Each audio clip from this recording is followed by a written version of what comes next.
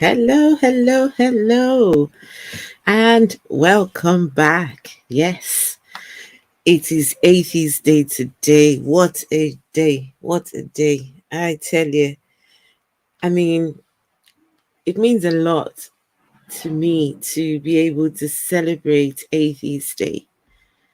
3 years ago, 4 years ago, who would have thought it? I didn't even know what an atheist was when I was deep in Christianity. I had no clue what an atheist was. I didn't. Maybe I heard it somewhere, I don't know, but just didn't know what it meant. It's crazy. Michaela, hello, secular rarity. Oh, Randolph. Okay, no worries, Randolph. Thank you again, Randolph, for sorting the thumbnail out. Thank you. Michaela, how are you doing? How are you getting on Clubhouse? Clubhouse can be a very challenging on there. Clubhouse is. So, um, Doug, I'm just going to wait on Doug. Today, we're going to, there's nothing on the agenda. We're going to, just have a chat. Maybe I might share my story again, how I now identify as an atheist and the journey to this point. And we'll see how we get on. Okay. So we're secular rarity. Yes. Happy Atheist Day. What a day. Juad.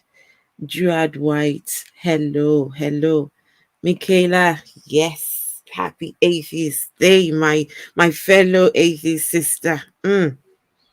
Right. Happy Atheist Day to all atheists. Honestly, what a day. Some people cannot they can't be bold enough to say happy Atheist Day. But we are here.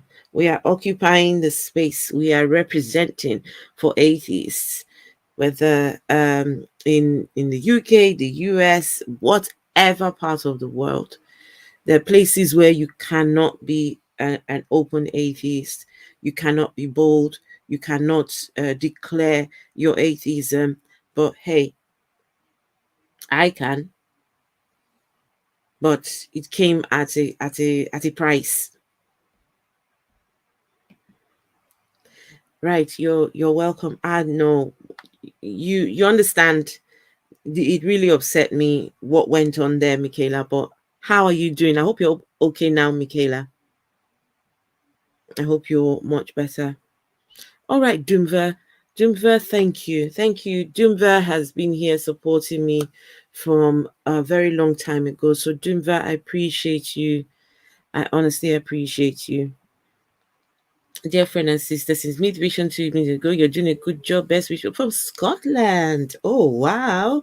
From Scotland. Oh, nice. Oh, wow. Nice. I love you, my elder sister. Thank you, Joad. Thank you. I honestly appreciate all of you.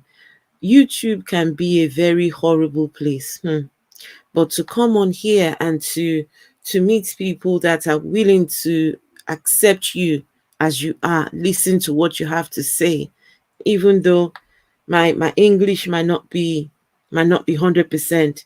I may not have the accent to suit people's uh, people's needs. Well, why does she speak like that? I heard someone saying I got a fake accent. Listen, I'm originally from Africa. I've lived in the UK for over 20 years. So my accent is a mixture of African and this Brit. What am I going to say? Is Brit African. It's a mixture. It's all over the place. I know that. Oh my goodness. Steve McRae, manager. Hello. That guy.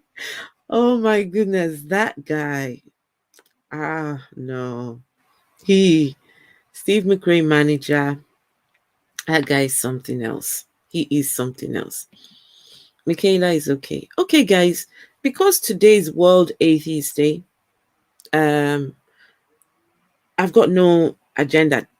Trust me, I have tons more videos, but for today, it's going to be just conversation. So I'm going to put the link in the chat if you would want to come in, just say something, even for a minute or two. And you don't even have to turn your camera on. You could just, just talk without your camera on, because I know some people don't feel comfortable having their cameras on. So I get that. Hmm. Now, Steve McRae manager, was that you? Was that you? Was that you in the thank you, KCA Randy. Right. Thank you, KCA Randy. I appreciate. Secularity, what are you talking about? You're absolutely awesome. I want you to be on my platform speaking. Oh, secularity. Why not? Listen, I love just chatting with people and going on platforms and just how else will you get the message out? We talk about normalizing atheism. How do you normalize atheism when you have just a specific type of people talking about atheism? You need to have people from all walks of life. You need to have people representing from every tribe, from every race, from every community, showing their faces, and that way we can normalize atheism. Let people know that just your average mom, your average dad, your average brother, sister, uncle, they're atheists. We've got atheists living among us. And so, hey, listen, Carlos, Carlos, yes, Carlos, hey, I'm so excited, Carlos, yes. Okay, I'm going to put the link out, and yeah, let's see if anyone, just if you would like to come in and say a few words, that would be nice. I tell you, be fantastic. Why not?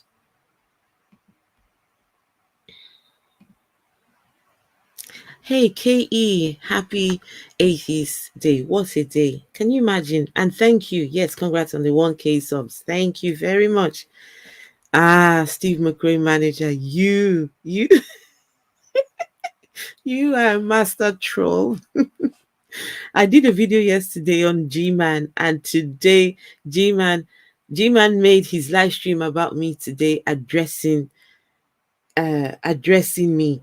But unfortunately, he could not even finish the video. This guy comes on here, a Christian, threatens people with death, threatens to dox people's children, threatens all these things. Now, I reviewed that video of his threats. Can you imagine? He couldn't even finish my video because some things he said, he couldn't repeat them on his channel. It's crazy.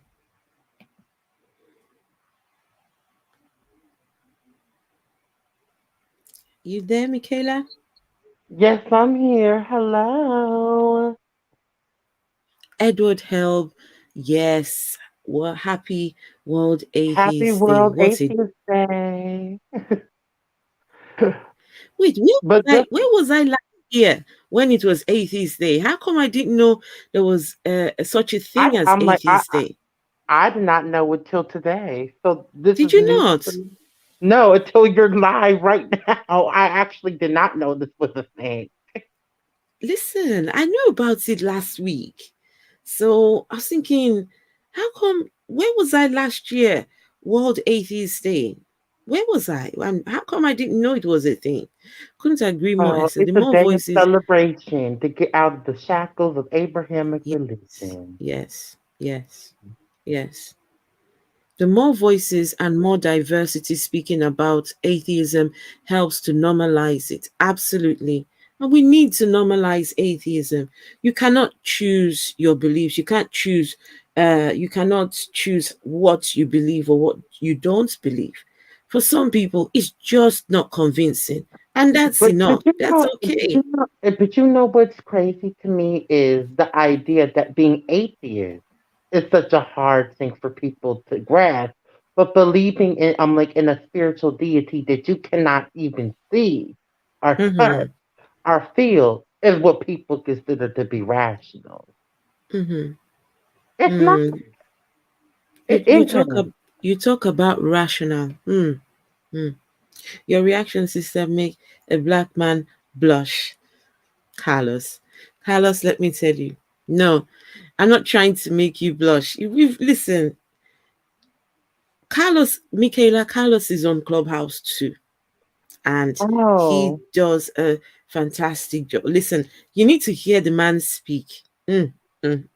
Well, You ping just, me in the next room that you're in with him. oh yes, you need to hear him speak. Todd, I be He, doing the way he activism speaks, work on and off. the way he speaks, whatever he's saying, you will stop and listen to him. The man takes his time. He just knows how to get his word out. And I love it when he's in a room.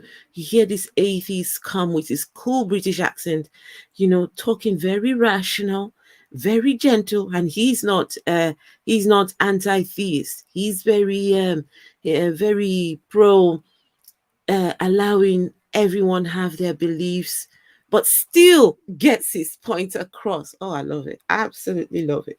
Well, I that's good do. for him. I am anti-theist. Oh, I Okay. know you are anti-theist. If you had the choice, you will just cancel all religions tomorrow or today, even. I really would. Down with all of them. Oh my. I'm like me and my homegirls. We had an interesting discussion, and we were talking about what we would do if we had our own little matriarchal societies. Instead of Mm. patriarchal societies, and I said the first thing that's going is religion. Honestly, listen, I don't know. When I first came out of religion, I had the same ideas. I was so anti-religion. I detested religion so much. But now, I don't know. It's like I don't want to become a hypocrite. You know what I mean? I don't want to, in trying to expose these religions, then become like them, if you know what I mean. I understand what you mean, but at the same time, these religions are so harmful in nature. I wouldn't actually have a problem if they weren't harmful. But the reality is that they are. They are so harmful. And the Yeah. fact that they can make their ways into laws that affect people's lives, I'm going to stand on that anti theism. Mm-mm, mm-mm. I mean, even the kindest of Christians, even the nicest of them all. When I left the church, the Church of England, that I attended, these were really nice people, really kind. Just they were good examples of Christians. I tell you. But when I told them about how my doubts and just could not bring myself to carry on with church anymore. They told me I was in darkness. Um, I told them Like if you were in a black church, they would have told you that you were damn near demonic for even absolutely that's what they questioning. would have said. I mean, yeah, they told me that because I said to them, "How can I worship a God that creates an eternal hell for his own children to burn in? How can I bring myself to love such a person?" But let's And really get deeper into it. How could you love a God who's all knowing? Right? Let's really get into it. mm-mm, And mm-mm, I'm mm-mm. like, it really puts a tree into a garden. That I'm like that destroys humanity. If he's all knowing, that was very purposeful, right? And then also Let's really get into it. If anyone has read the Old Testament, the God of the Old Testament is a genocidal, narcissistic maniac. That is just what it comes down to. Okay? It's crazy to me that people get their morality from. That's really why people are messed up. They get their morality from this dang book. Honestly. I mean, they went as far as to tell me that hell, some people already experience hell on earth. Some people are in Yeah, darkness. and your hell is the religion that you practice. Can you Hello. imagine? And Beach, hello Beach. Listen, I was looking for you yesterday, Beach. I wanted to, was it yesterday or day before yesterday? I wanted to share the big news, and I wanted you to read the letter. I wanted you to read it, but when I didn't hear from you, I told Doug that he may read the letter. So I don't know. Beach, do you want to? I'm waiting on Doug. Do you want to read the letter? I could send it to you. You can. I don't know, Beach, if that's something you want to do, because But you you look good you. today, Miss Esther. Oh, thank you, thank you. I try to make an effort sometimes when you come online. You don't want to look like you don't want I to. try my best too. I was actually recently talking about like a variety of black women's issues on this other girl's channel. I Yes. wish I had the link to send you. But yes. Oh, okay. If you get the link, can you please send it to me? Mm-hmm. Happy Uh, World Atheist Day, I know. What a Secularity. day. What a day. I mean, for some people, they will wonder. So what? 80s day. Why do the 80s get to have a day? Listen. Oh, honey, they do the same thing with the queer community. Why do they? I'm like in the black community, Yes. and I'm Yes. like, child, we wouldn't need a day if we Hmm. were if it was normalized. We wouldn't need a day. I'm like, Yes. if all history was taught, we wouldn't need a month and all these different things. But here we are. Absolutely. And I want to get to a point where people don't have to come out. Can you imagine having to come out as an atheist? You know, just the same Imagine, way, just the same way people talk about coming out of the closet. What is this closet you've got to come out of? right? Can't That's you why just I be want it to be so yourself? normalized that people that Exactly. there's not a We don't have closet to to come begin out of with. anything. We can just say, look, this is who I am, without having to come out of no closet. Can you imagine being an atheist or being LGBT? You got to come out. It's like it's like you are they're normal and you're not. No, Right? we're all I'm like, just people that's after why all. heteronormativity is such an issue, girl. Okay, I don't Let know me not if get to the big academic word. I don't know if Doug is going to. Doug said he would do the honor of reading this letter. Um, Yes. I've I don't know sent what it to letter it is, him. but I know it's gonna be good. Okay, I'll tell you what the letter is about. So, I don't know if you know that I was making my way to becoming a priest in the Church of England. I'd finished 2 years I remember you of mentioned it. studies, and I'd finished pathways to ministry. My path was set to becoming a priest, and the next stage was to go to theology school in Birmingham. And it looks, let me tell you, it seems as if the more we study, the more we open these books and learn more about the religion, just as I had What? more questions. I kept asking these questions. It just I couldn't It wrap doesn't my make head sense. around the history, how Christianity began. And then a lot of things we learned, they kept saying things like, we believe. We believe the Bible was written. We believe this book was written by. There was a lot of we believe and not we know for a fact. So I'm sitting there going to all these lectures thinking, so you people, you're teaching us something you only assume. You're not sure of these things you claim. And I could not bring myself to do it. I could not. I had to resign my. Well, I resigned from everything. When I became an atheist, I just said enough. I wrote an official letter to the church, informing them of my decision and why I got to where I was at the time, and they responded. They responded, but I have not read the letter. I have not been able to bring myself to read it because when I when I made my way out, I was done. I was completely done. And that's When you've really been the real thing that a lot of Christians and those who come out of Abrahamic religion in general, but I came from Christianity, so that's what I speak about, right? Don't understand is we have read these books. That's why we're atheists. We've hey, read the it. real Nordic Black. Oh wow. Hello. Oh, and good to see you here. Good to see you here. Oh wow. I've been on the Real Nordic Black channel.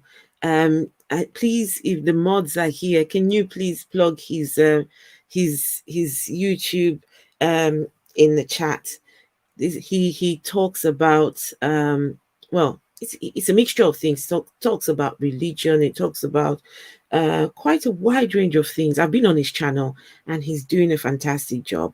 So if guys, I'm still if you working could on getting the please controversial blackness channel up and running. on on Here Clubhouse. on YouTube, yes. Okay, let No, me. no, I have the Clubhouse. We're Oh, we're here branching. on YouTube. Yeah, we're branching out to YouTube That and would be Twitch nice. and some other streaming platforms. That would be really nice. Okay, guys, I'm just putting in here the link to the chat if anyone wants to come up, and even if for a minute, 2 minutes, you don't have to put your camera on if you don't want to. If you would like to, even if just say Happy Atheist Day, anything.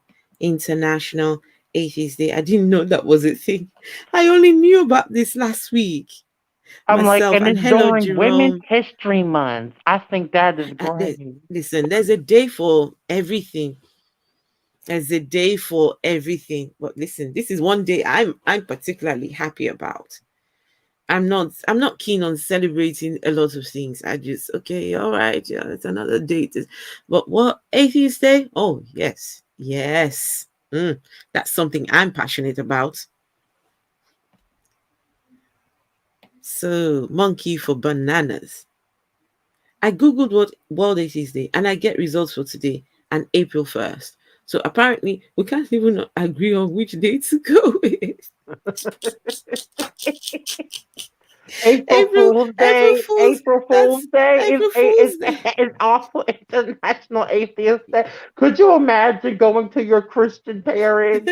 I'm like and being like, oh, and by the way, I'm an atheist. That's a way to do an April Fool's prank. Mm, I know. Can you imagine that I'm on like, April because it's Fool's on the Day? same day. Yeah, it doesn't matter. To be fair, it really doesn't matter. As long as you know, we get to say on this day, some people who identify as this are proud. Represented. Exactly, and you know, we. It I really doesn't think matter today. no matter how hard they try, they're not going to be able to get rid of atheists. We've I'm come like, to stay. apparently Darth Dawkins thinks that he can, but that's a whole other conversation. Who did you say it was? I said Darth Dawkins. Oh, please. So Atheist Mo. Hello, Atheist Mo. How you doing? I hope you are well. Thank you, Beej. Thank I you. was Thanks for actually on putting it. Clubhouse. I didn't actually know who that was until I was in an atheist room Oh where he actually gosh. happened to pop up because we were because the room title was Ask Black Atheist Anything. I think you were there later on after that. Actually, when he came into the room, I did Oh, not did know he who Darth now? Dawkins. Yes, I did not know who Darth Dawkins was until that room. And then And people informed me that he what was a did YouTuber. what do you think of him when you heard him? What were your thoughts? So condescending. I could Oh not stand to be gosh, in the same room. you can say that. I'm waiting on Doug. Doug is supposed to read this And then letter. then he was trying to talk over me and the other women in the room. So there was a little bit of misogyny in there. Oh gosh. I don't I don't know. Some people are not doing their religion any justice, and I think Darth is one of those. He's so his idea of being a Christian apologist, he's doing a horrible job in my opinion.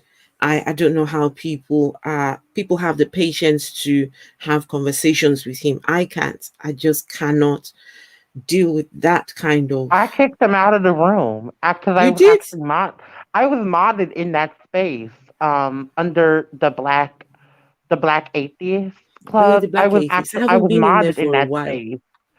I haven't been They in there for modded a while. me, and then I kicked him out, and then I was made aware of who Darth Dawkins was. I did not know who he was until that day where he came into the Black Atheist space. And I'm like, of Wow. course he couldn't ask any questions. Like, I would have loved to hear some real questions. Like, I'm like, as an atheist, how do you deal with death and stuff like that? Like, those would have been some actual really dope questions. Like, I would have Uh, loved to hear that.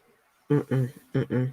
He talks down on people, and his microphone is always top notch, always the loudest. So he can. Nah, I don't. He's not my cup of tea at all. And dark. How do you say this? Dark lichen or lichen. You're welcome here. This is a first. Cool. Absolutely. Thank you. I am all good. Cheers to you. 1,000 subs. Thank you, Yes. Edikismo. Thank you. Thank you very much. Okay, so where is Dog? Toby memes. I see Toby memes in Dragnuts, uh Right. Darth is only Dragnuts interested in running his script. and Yeah. is it BGTB? Yeah, I see you down there, Mrs. Parker, if I'm not mistaken. Hello, Toby memes. Michaela, did you see the live stream yesterday? No, I actually didn't. Because I was in a Oh, bunch of rooms yesterday okay. doing the work. Because So, I was helping to mod a room about patriarchy, and then I was doing one for like black women and black women struggles, and then mm, I was hosting helping to facilitate a queer room, and then I actually got a contact from someone. They want me to help with some trans folks in Sweden. So I'm good. So I have a lot I'm doing, along okay. with the community work I do in my area. Oh shoot. Sorry. So Um, yeah, I was able to make it because I was hosting like four different spaces back to back to back. okay, hang on. I'm just trying to make sure. Uh, What happened on yesterday's live stream? Also, do you know G Man? It sounds familiar. Oh gosh. I'm not 100% sure. Ooh, can you give me a He's a little reset? YouTube Christian. He's been on YouTube for I think going on 10 years. Oh, And how bad was it? uh, listen, I only reviewed his video where he was threatening harm. He was threatening to kill people. He was threatening to What? put people 20 feet in a box in the ground. These His Christian men are crazy. his Christianity and he's talking about Christianity has got to the point now Could where you he's send me that threatening. link? Because I want to do a room on that. He actually responded today to my. What? Yeah, he actually reviewed my video of When he him. responded to your channel? But guess what? He couldn't even bring himself to, he never even got halfway of my review.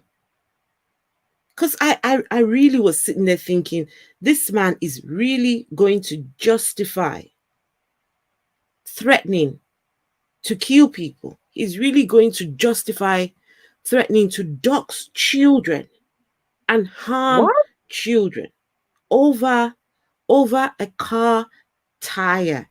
Tire, right? A Tire. You know car the tire of a tire? car. The I wheel. No, yeah, is that the wheel? No, wheel is Something is wrong with these sorry, the people. tire, yes. There is something really wrong with the Christian Inquisitor mind. bacon. I don't know Hey, what it is. Because in what world is that okay?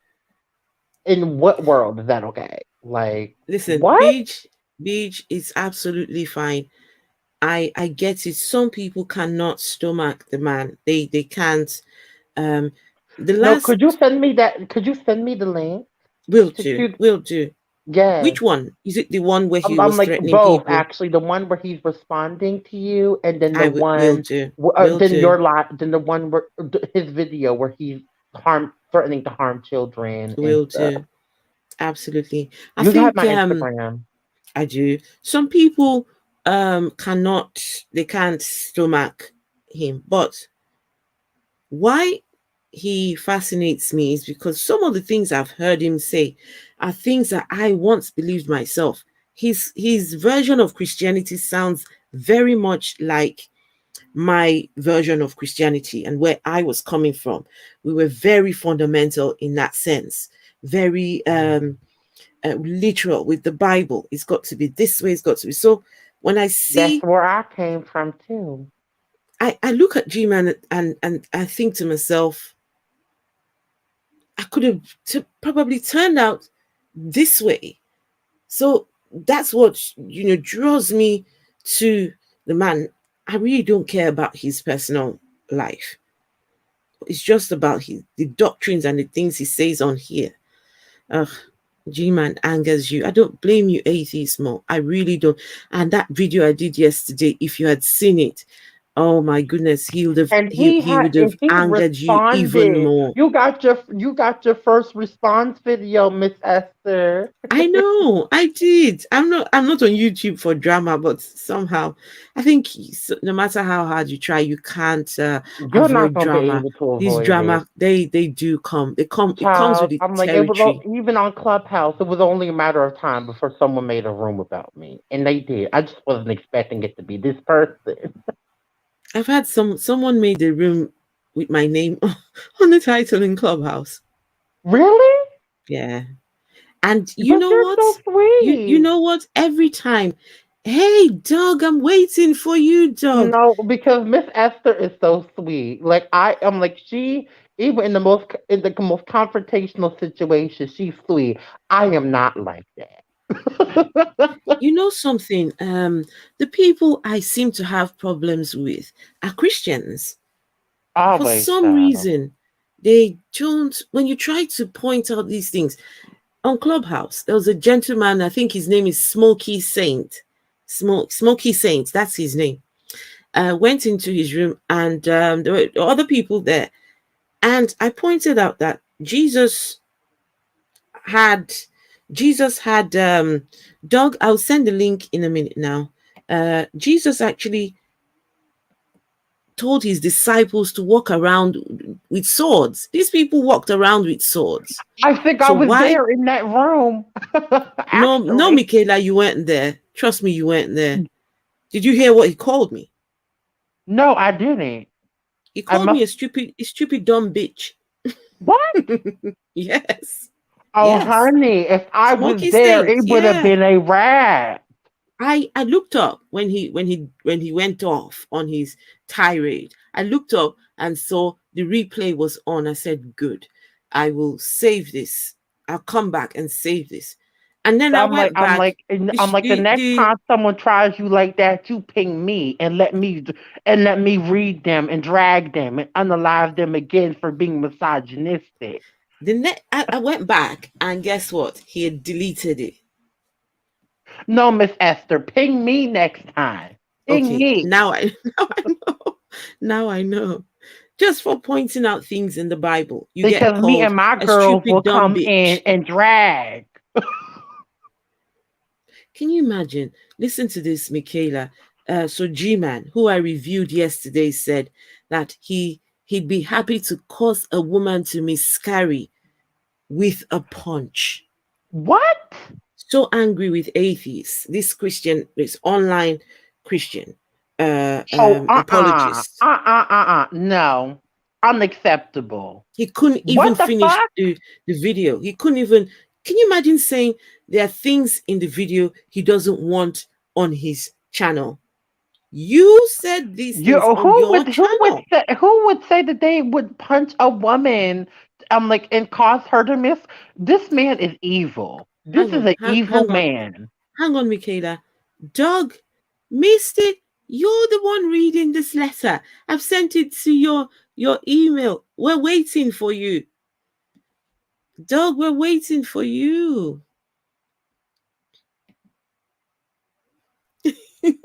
We're waiting for Doug. I've sent it to him. Please Well, send the the links. link is in We'll the is do. in We'll is do. in the it's in the chat, I'll send it right? again. I'll send it again.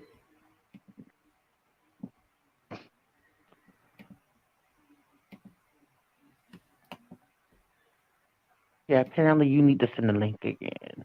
Okay.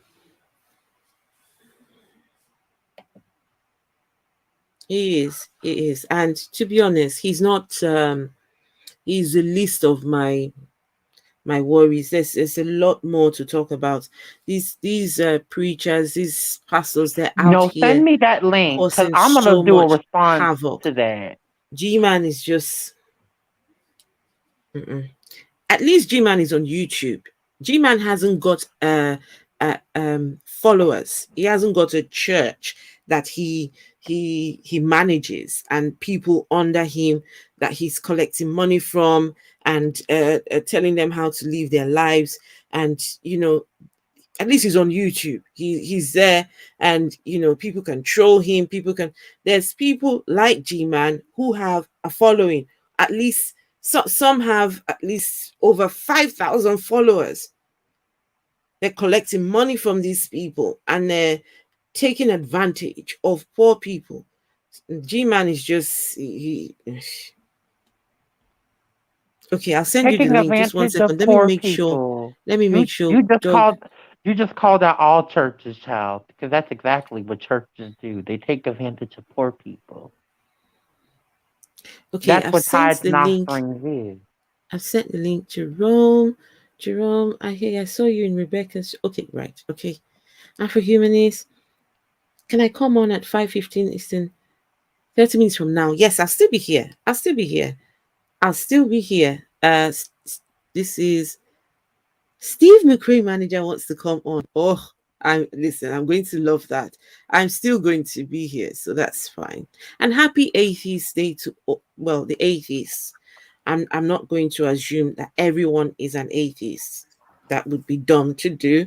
So, but if you're an Exactly. atheist, happy atheist day. Theoretically, hello. Elvic Bell.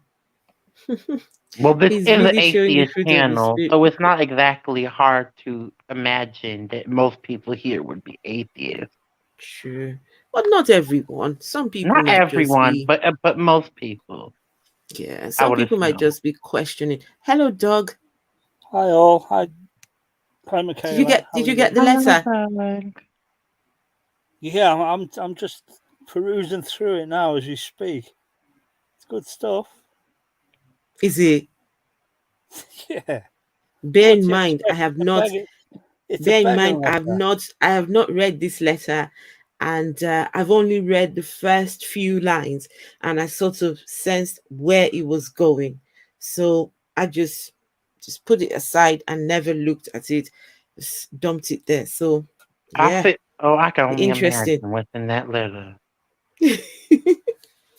So yes, I think we can get Doug to read this letter. Absolutely. I cannot wait. Oh, right. You want it So now? oh yes. Elder sister against the haters with everything I have. Oh, Juad. Juad. Sometimes I'll be honest, Juad. Sometimes I go looking for trouble.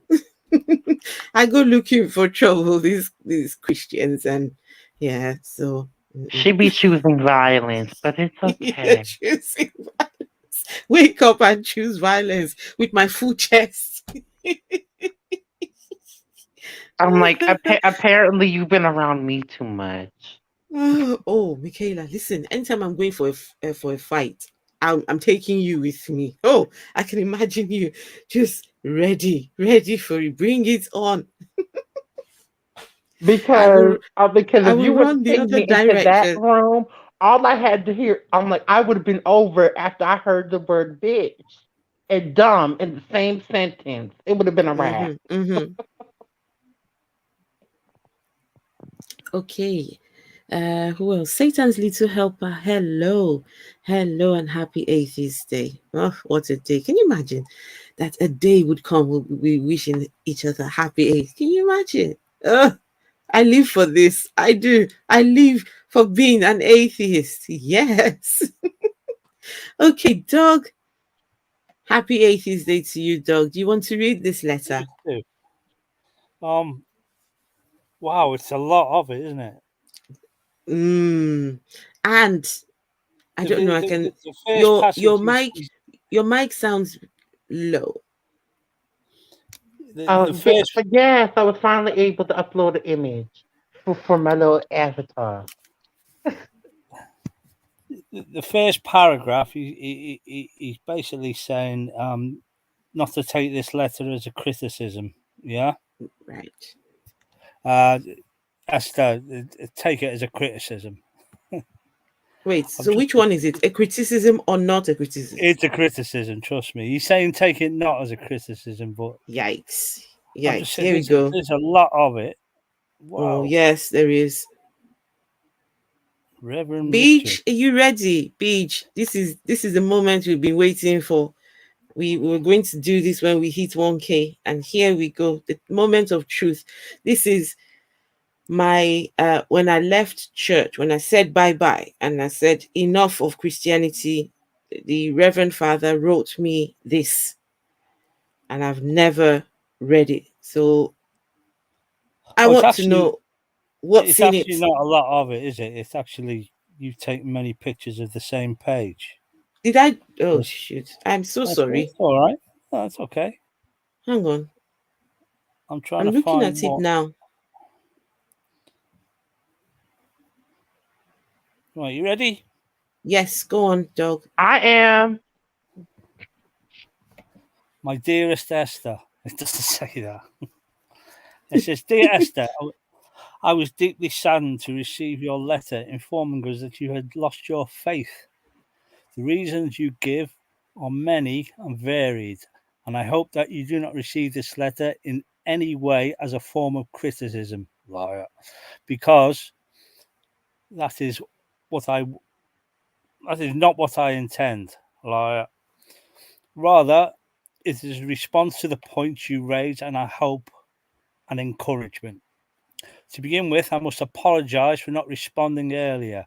As you know, I have been ill recently, but am now. I'm going to say that, but I am now much recovered. And so I likewise hope and pray that you and the boys are well and are looking forward to a new year with optimism. I would like to address the points you made in the letter. To begin with, look at the issues of schism, division, and the lack of unity in the worldwide church with its Mm, multidimensional traditions. Such things are a direct contradiction to Jesus' desire and prayer for the disciples and the church, which is recorded in John chapter 17. Although the church is ordained by God through our Lord Jesus Christ, it is a human institution. We know that as humans, being we are flawed. The concept of original sin is a way of defining the fact that we fall short of God's perfection, and in a consequence, we make mistakes. Whenever you bring this letter was a mistake, I tell you that. Whenever you bring people, Doug, as you read it, if you think you need to pause or whatever, please do. Okay. what, and give my own criticism. That's the right. grammar is dreadful. Yes. The grammar is absolutely awful. Oh my gosh. Anyway, I and the spelling. still adore that man, the man who wrote that letter. I still adore him. When I see him, I would stop and say hello. He's still a lovely, lovely gentleman. I adore him. So, but I don't share his beliefs anymore. What was up to? Concept of perfection. Yeah. Whenever you bring people together, you will always have a divergence of opinion, and this can often lead to disagreement and a parting of the ways. In this, the church is no different. Even Pastor and Paul, the Lord's apostles, or Peter and Paul, the Lord's apostles, argued and agreed to disagree, going their separate ways. Although they were, hang on, did Peter and Paul meet? I thought Peter was hung upside down in front of in Vatican Square, wasn't he? Crucified upside down, and wasn't Paul the father of the church came along a couple of 100 years later? Or maybe someone can rectify me on that. Although they reconciled, they never really saw eye to eye. Doug, hold on 1 second. Is it me or is Doug's volume a bit low? What do you think? I can hear Doug just fine. Are you sure? Yeah, I can. Okay, I can hear him, but it just sounds a bit low. Okay, Doug, would you mind raising your volume a little bit?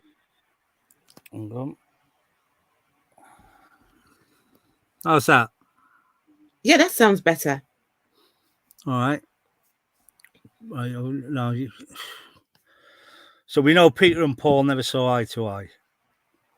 Next paragraph. As you may well know, I truly hope for the unity of the church. Personally, I think that multi-denominationalism is a scandal. However, well, he's part of it. When we listen to our brothers and sisters in Christ who come from different traditions with patience and respect, we can learn. He puts too many commas in. We can learn so much about God, the church, and ourselves. And so I deeply value my relationships with church leaders from across the different traditions and denominations with whom I am in fellowship. People who I trust and value. People who I trust and value. The scandal is made a reality and is deeply offensive to Jesus when we judge those of other traditions and fail to hold them in love with the respect as he taught. That's funny. This is an affront to God. Affront. And a direct contradiction of Jesus' teaching not to judge one another. But again, this is a human failing. It's not God's. Jesus said, I give you new commandment, love one another. Then people will know that you are my disciples. So when we encounter judgmentalism, we should recognize it for what it is. Considering Israel, poor Jews, he's fucking always getting on there, isn't he? As God's chosen race, which is now the Bible, which is how the Bible describes the people of God. I wonder if you have thought about that from a different perspective. The period of history that we are talking about here is over 4,000 years ago. This was the Bronze Age, and although people of that day were far from simple-minded, their spiritual understanding was for the most part restricted to worshipping the sun, moon, and stars, and idols that they fashioned for themselves. The Semitic people of the Middle East and North Africa at that time were, it could be argued, among the most sophisticated people on earth. Their civilizations were far in advance of anything that existed in Europe at the time. As they developed in their spiritual understandings, the people of Israel began to recognize that the world in which they existed and the idols and celestial objects that they had been worshipping were not deities but were themselves created, and that therefore there must be a creator. Two little comments there. You could perhaps pose the question: Did God choose the people of Israel, or did they choose God?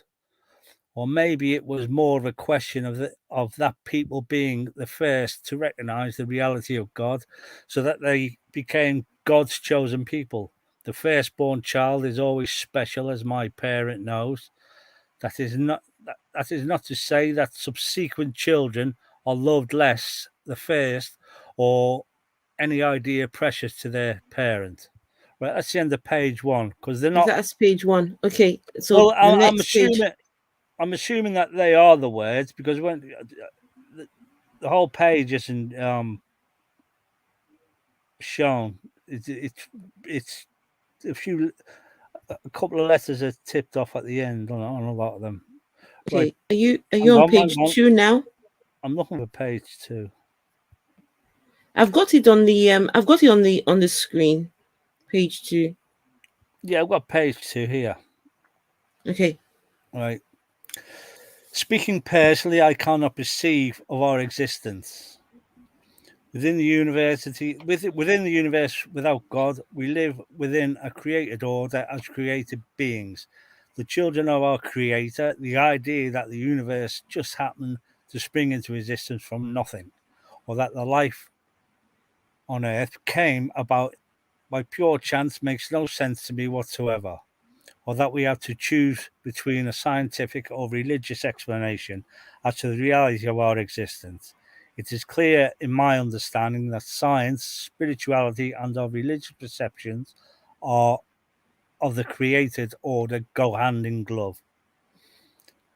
Turning to scripture and the book of Genesis, bearing in mind that the scriptures were not written down and recorded until some 1,000 years or so before the birth of Jesus, the history of the people over some 2,000 years before that had been passed down in the oral tradition. We know the Bible's Chinese whispers anyway. Historians have acknowledged that such process and storytelling is an accurate method of recording history. The Bronze Age people of the time used this time-honored method to ensure their history was remembered correctly. The Genesis account in the Bible calls on even more ancient historical records, among others, what is known as a Gilgamesh epic, to explain to an ancient people the events of the past. The Semitic people who became the Israelites developed the ancient stories to help them to understand and explain their understanding of God and the created order. I do not read scripture literally. That's not what he just said in the paragraph before. Wow, he doesn't read the Bible. He doesn't read the Bible literally. Well, he just explained Genesis and the account. Well, he teaches this in church, though. He seems quite literal in the paragraph before. Anyway, Okay. I do not read scripture literally, liar. Whilst there are aspects of the Bible that are literal, there are others that are metaphorical or allegorical. The theological terms, the first 11 chapters of Genesis, are understood as biblical myth. That is not to say they are on the level of a fairy tale or are akin to this is. I want to go back to when he contemplated the existence of the planet and the people and the very Okay. first part of Genesis is the creation, which This he is said he this believed in, is and now he's hypocritical on that point and saying it's exactly. a myth, it's a story. What's over the man? But this is quite shocking, though. This is a leader. A leader in the church is telling us that most of the stories of the Bible are mythical. Well, he But says the it's not a trouble is, criticism. they don't tell you what's a myth and what isn't.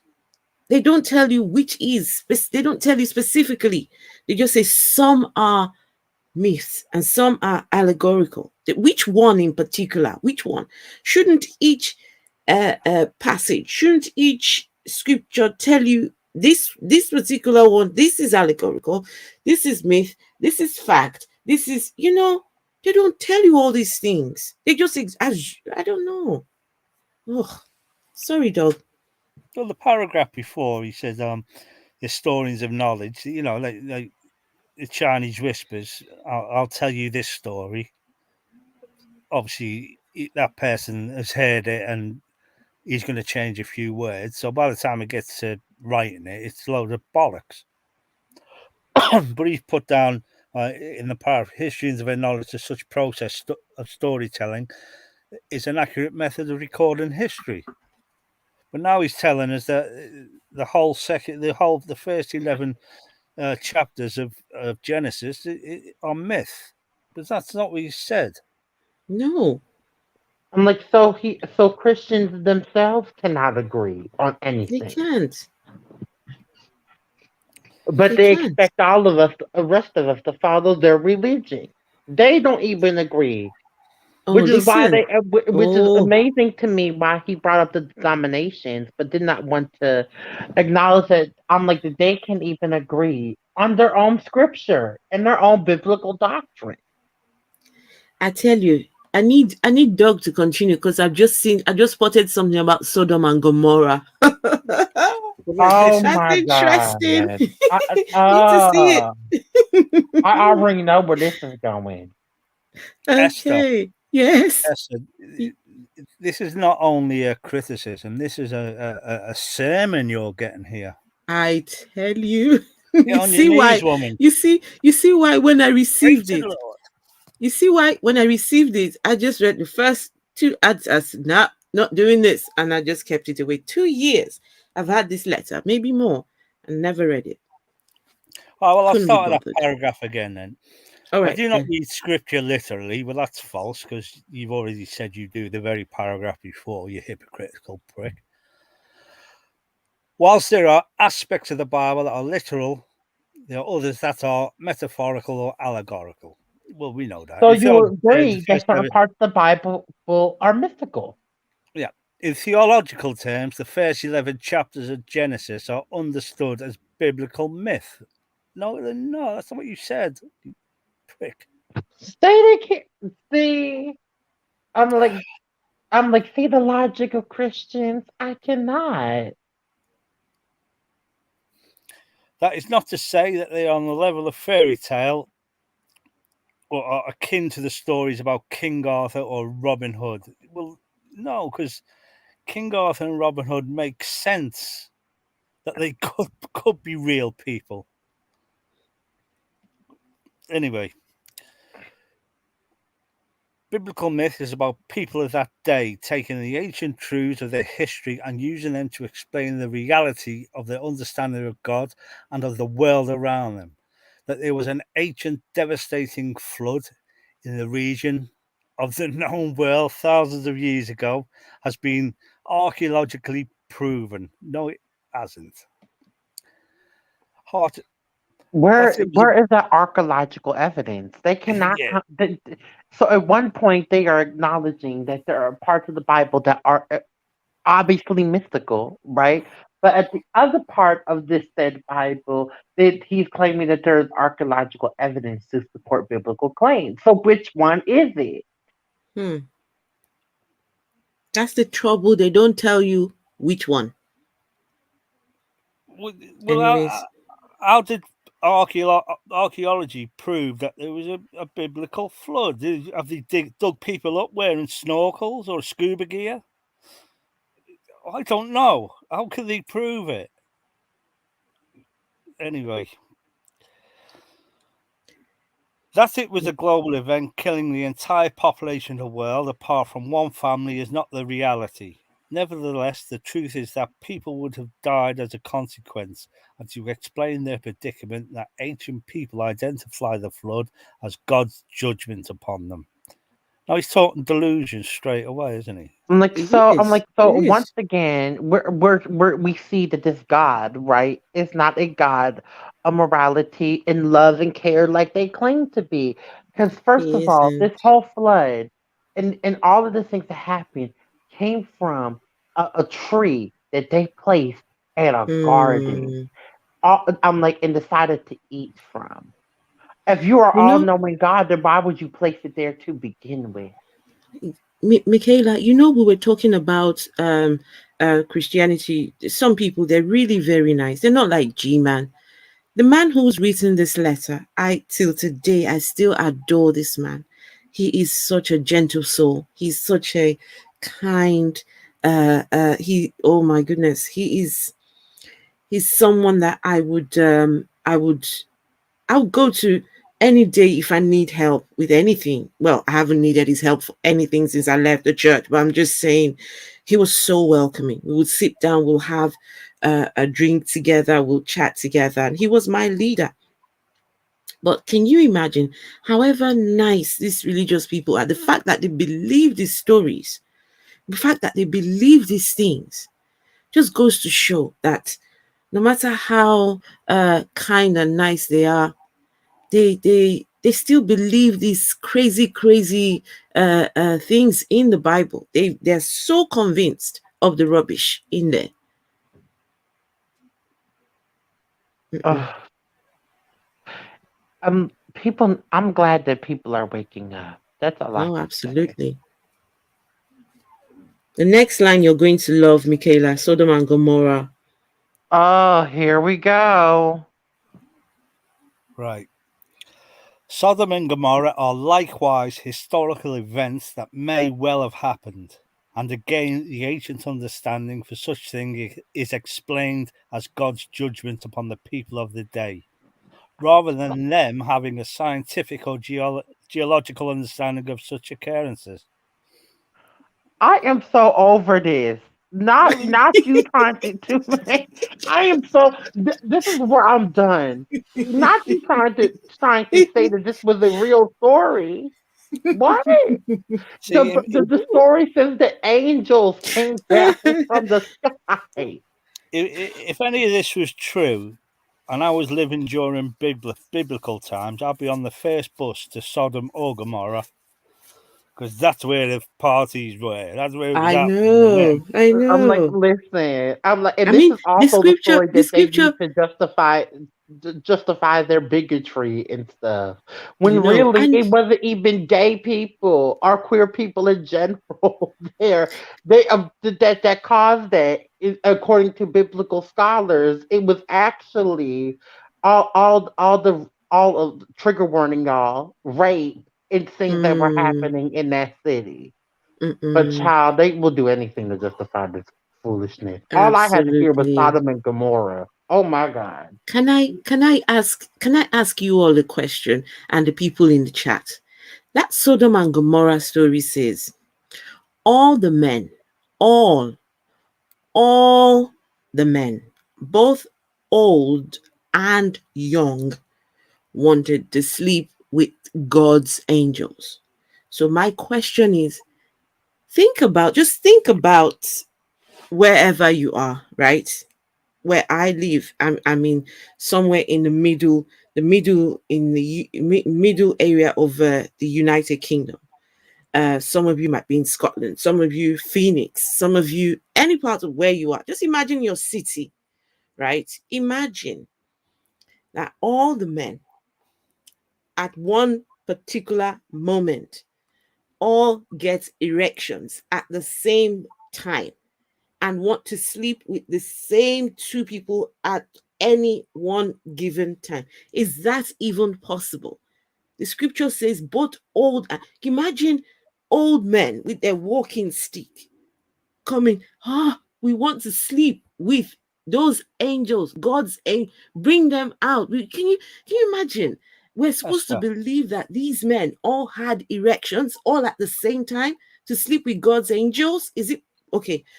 Esther. Before I carry on ranting, is that even possible? Esther, have you ever watched Basic Instinct? Yes, I have. Well, this is your answer. Okay. There was a part in that film where all men wanted to sleep with God's blonde angel, right there. Child, I'm like, Mark, the fact that they still use this Mark says story to this day to God justify provided their bigotry is too God much. provided Viagra.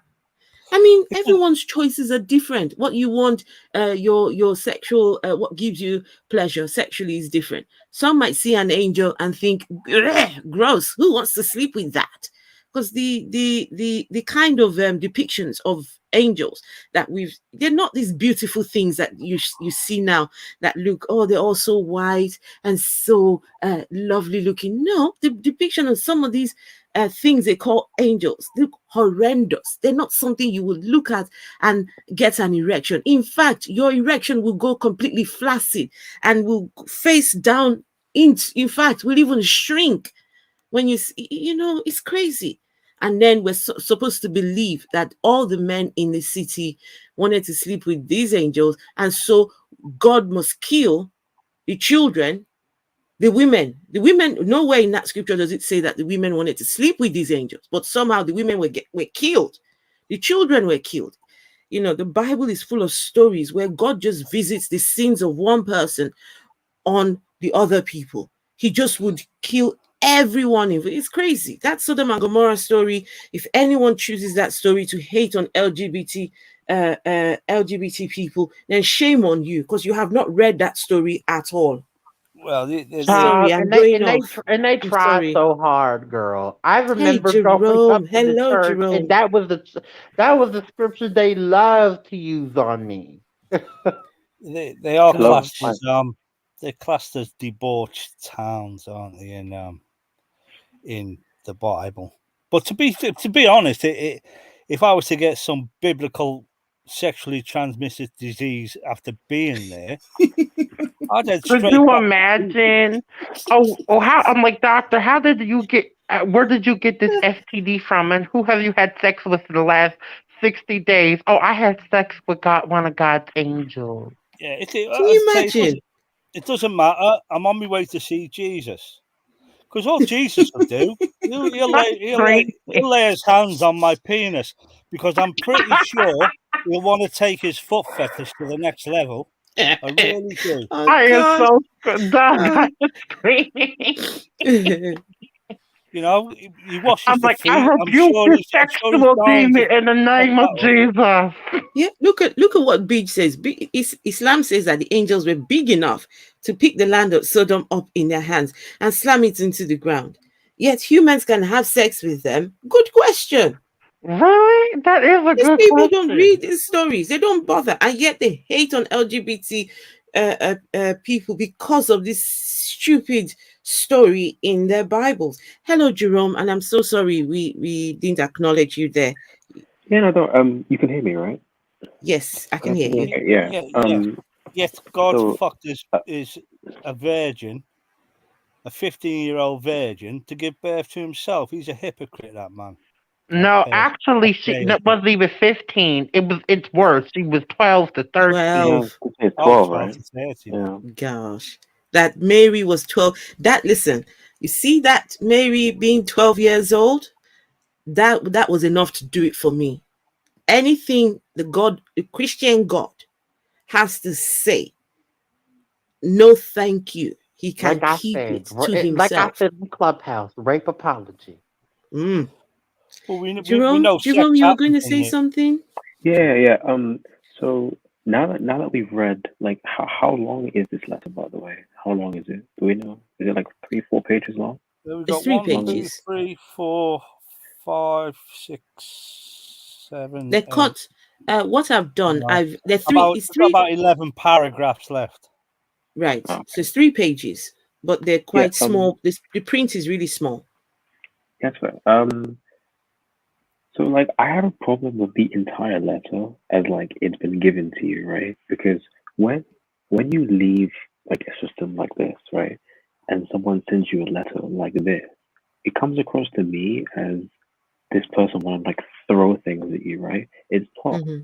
I want to have a conversation. It's here's loads of content that this guy should probably know that you already know. It's not like Mm. you've decided to go, I'm gonna leave this religion and I haven't like read any of this stuff, right? I have no understanding of what Sodom and Gomorrah is.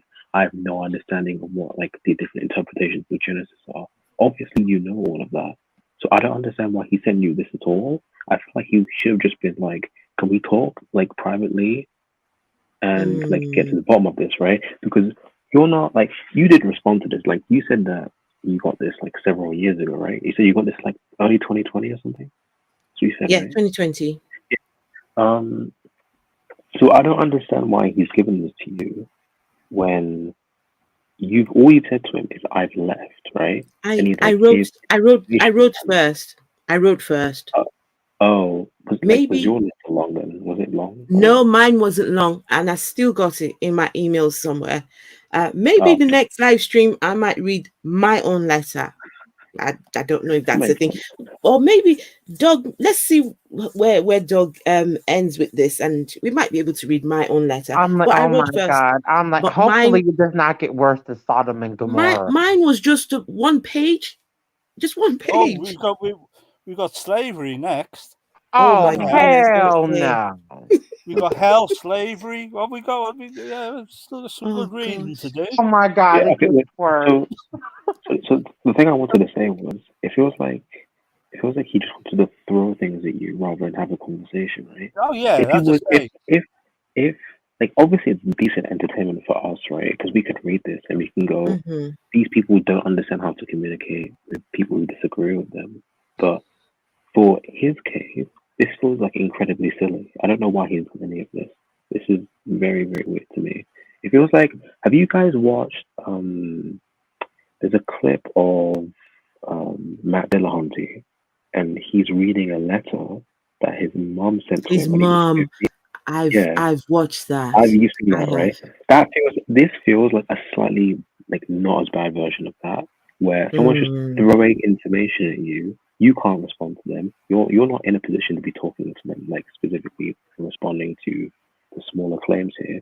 They're just desperate. They want you to come back. So they're like, here's loads of Yeah. information. Hopefully you'll be able to do something with it. The problem for them is most of us have read this stuff. Mm-mm. So yeah. It's more of a comment on like how preaching seems to work. Apparently, it's not like it feels contrary to their aims. I guess like if they want to actually like get people back in, they want to have conversations with people, not send them like 4-page letters that they're not gonna read. Mm. But And I didn't read it. I couldn't. see, I I couldn't. would probably read this and like go through it and like type a response to it. Like when I left, which was like 6 years ago. And if someone sent me this then, I would have probably responded to it, right? And now it's just not worth my time. Like Mm. what are we gonna talk about? Like we both know all of this stuff. This guy We seems know to think, what's in there, but for some reason, yeah, they still want to believe in this book of bullshit. this guy Mm-mm. seems to think that before he said that uh that Genesis is a myth of some sort, right?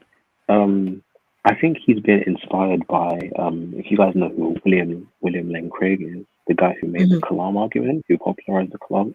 He says that he says like he's come up with a term called mytho-history to describe lots of different biblical stories that have legendary elements that convey an important story and stuff.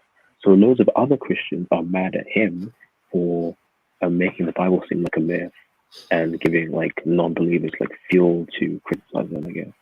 So obviously there's like disagreements there, but yeah, this guy seems to be inspired by Craig with the whole myth thing. Okay. So can we carry on with the Sorry for the letter? interrupt, by the way. It's my bad. No, Keep no, going. no, you're not interrupting. We just want to let's. I can see some interesting, but I see slavery there, and let me tell you. I'm like, Oh, no, this is about I to need be. to. I did state to you, Esther, when he says that it's not a criticism, it's an absolute bold criticism of your decision to leave the church. And not only that, it's a sermon as well. He's addressing your points and he's addressing them quite badly, really.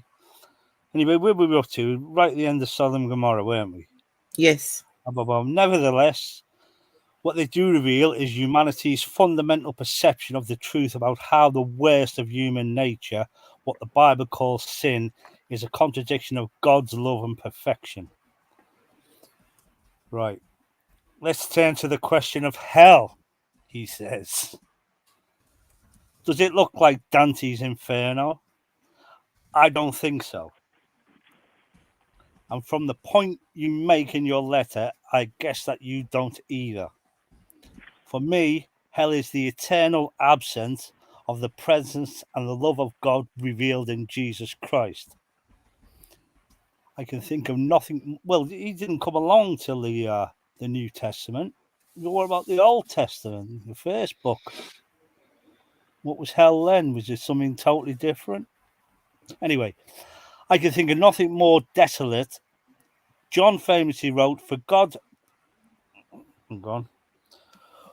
so loved the world that he gave his one and only Son, that whoever believes in him shall not perish, but have eternal life. The choice to believe in Jesus is one which we make in faith. It is not God who rejects those who don't believe, but they who reject God. What's that? That don't even make sense. First he said it's not like what I mean. He's using the word perish incorrectly. He's saying it's not like it's the absence of the presence of love revealed in Jesus Christ. That doesn't sound like perishment, does it? At all. No, it doesn't. But now he's using the word like perish. So see how they contradict themselves? Well, this is it. I'm a proofreader, you see. Well, I'm not a proofreader, but I have to proofread a lot of material anyway. I don't normally read it out loud, though. Well, this is fun. This is what I mean by the bad messaging, right? Because this Bible passage that he's quoting here, right? You've obviously read this. It feels like he's not giving you any new information, right? He's just telling you what you already know and expecting you to go, oh, I didn't know this, and then I come back now. I just don't think that it's either the case that these people don't know how to communicate, or they are not interested in having a decent conversation. It's very strange to me. I think a lot of these people just assume that everyone just believes this story. They're not used to people challenging the contents of the Bible. Because my letter to him was just highlighting some stories in the Bible that I had problems with and why I could not carry on believing the book. So I think if you have gone years, this is a man who's been to theology school, who's been through all the processes of becoming a priest. So he must believe this thing. He must be somehow just completely roped into it. So it's not every day they come across someone who says, excuse me, I don't believe this one, don't believe that, don't believe. So how do they then answer? They're not taught these things. They're not taught they're not taught apologetics. Most of these pastors, reverend fathers, they're not taught apologetics. So they haven't got a clue. They just think it's the same sermon they preach on Sunday. You think that's sufficient to just, okay, this is why you should carry on believing. I'm sorry, I'm just reading the next paragraph on slavery. Oh, please read it for us, Doug. It's funny. I'm reading it too. It's funny. Are you reading? Okay, read it for us, Doug. the issue of slavery is not to be dismissed. Absolutely. In the ancient times, it was a fact of life. It's a fact of life today as well. People are still enslaved. Historically, ancient people took into captivity and slavery those who they had conquered, and that's bollocks. Those they had bought from the heathens around them. In Jesus' day, or in Jesus' day, and beyond, this was still the reality. But I'm that sure- calls into the ethics of said God.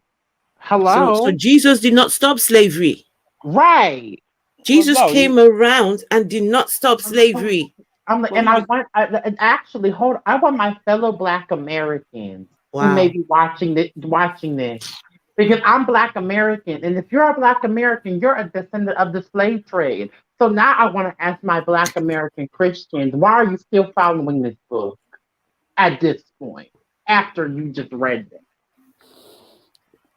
also, also you got to look at the point that Jesus, he never condoned it. He was there, and he made it quite clear he was there to uphold Scripture. Right. Anyway, where was I? It's beyond this.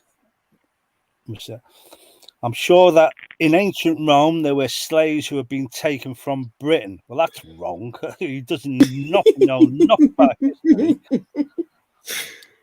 Slavery wasn't viewed then in the way that we view it today.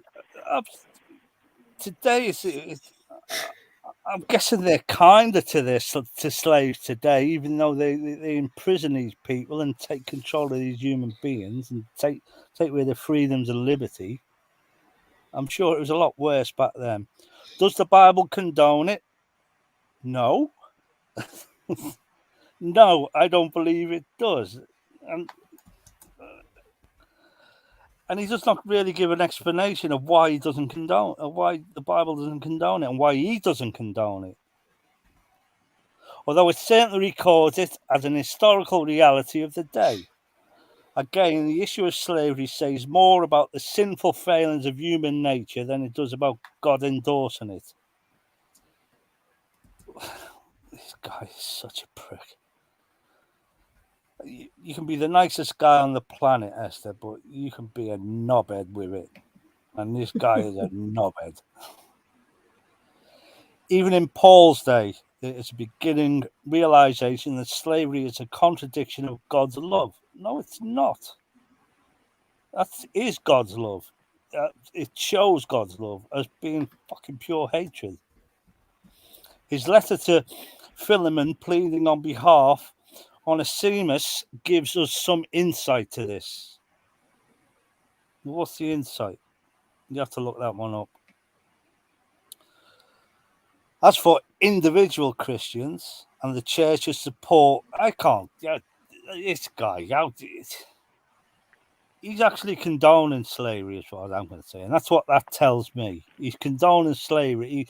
He's trying to make it different to what it is. Owning another human being was different back then, as it was when Michaela was saying her ancestors were picking cotton and fucking yes, and Mr. Big Boss and all that. What they would have to do, and if they failed, they were fucking beaten and whatnot, and had their nuts cut off. We've all seen Django Unchained, haven't we? That was a reality. That's probably what it was like back in backward America back then. Anyway, as for individual Christians and the church's support and participation in the slave trade in later centuries, there are no such easy answers. There was an evil perpetrated by human beings on other humans, being with no God-given right to do so. Indeed, it was an offence against God. There is nothing that can justify such activities, and the only explanation that can be made is that this exposed the worst aspects of human life, of Christian life, you mean? See, the way this is a whole contradiction, right? Because as I just named, I am a descendant of the American chattel slave trade. And by the way, this book was used to justify enslavement of my Mhm. ancestors. So Absolutely. yes, I do have a problem with him acting like Absolutely. erasing that history. See, now I he's have put I have he's putting found I have Christianity found in the my same. I have found Sorry. my letter. I found my letter to him. So when you're done, I would read my letter. I think it's just about 1 page long. It wasn't long at all. So, yeah, I think let's just Um, hurry up and get through this so we can All get right. through that letter as well. All right. The worst actually, it still does. Where are It you is now? said. It is said that there are more people enslaved in our world today than there ever has been at any other time in. Okay, I and think that that's also history. Yeah, that bit's cut Mhm. off that there. I goes think to that's show history. God's love, though. Like, Well, no, he has understand. He has understood that there's people enslaved to this day. At Hmm. any other, anyway, a condemnation of humanity rather than on God. So, this puzzles me because he sort of bunged the Christian God, the people who worship the Christians, into our side of the argument. He bunged us all in the same mixture. We condone. We don't.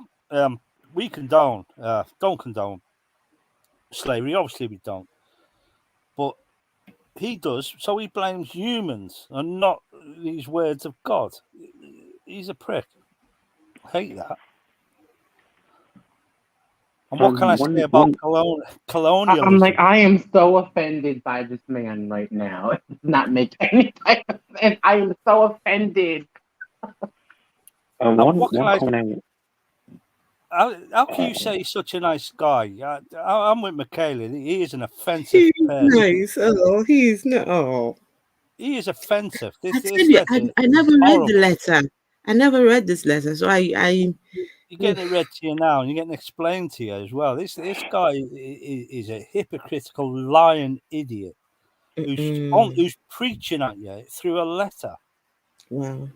Right. One And what one can I one thing I say want about? Oh, here we go. It's a good one. What can I say about to. colonialism and the expansion of the British Empire? And that, and I've got to salute that. Boom. And that of other Western nations under the guise of proclaiming the good news of Jesus, and more particularly the effect and influence of such upon the continent of Are Africa. you Can I kidding defend me? it? I can't defend it. It is a historical fact. It has It is a implications historical today. fact. And it's also a historical fact that the Christian Bible was used to justify these acts. It is a historical fact, right? That people have used religion to justify, I'm like, so many different things. Not only the enslavement of Black Americans and Black folks in the Caribbean, but the entire annihilation and genocide of indigenous peoples across the globe. Are you Oh, kidding absolutely. me? The British Empire back then were conquerors. They were dreadful. They owned 60%, over 60% of the inhabitable earth. And we've said this before. Reverend Desmond Tutu said it correctly. They came to Africa with their Bibles, and we had the land. Suddenly, we had the Bibles, and they had the land. Exactly. It's true. Nothing to do This with is money. so To do with offensive. land I ownership. And cannot. Are you on the last page now, Doug? we're on the last page. Yeah, on page Okay, 3. so let's run through it. The question as to why God allows such things to happen and why God allows evil are ancient ones. Such questions have been posed and addressed by theologians and philosophers for time immemorial. To address these in a single paragraph is impossible. But I ask you to consider this. Human beings have free will to choose to do good or ill, which has been historically demonstrated throughout history within the events that you have questioned and which I have addressed, both in terms of natural and moral evils. Wait, hang on, Doug. I can't find the where you're reading. Is that the last page? Yeah, we're on the last page, second paragraph. Second paragraph. Okay, good. That's it right there. That's the second paragraph right there. Okay.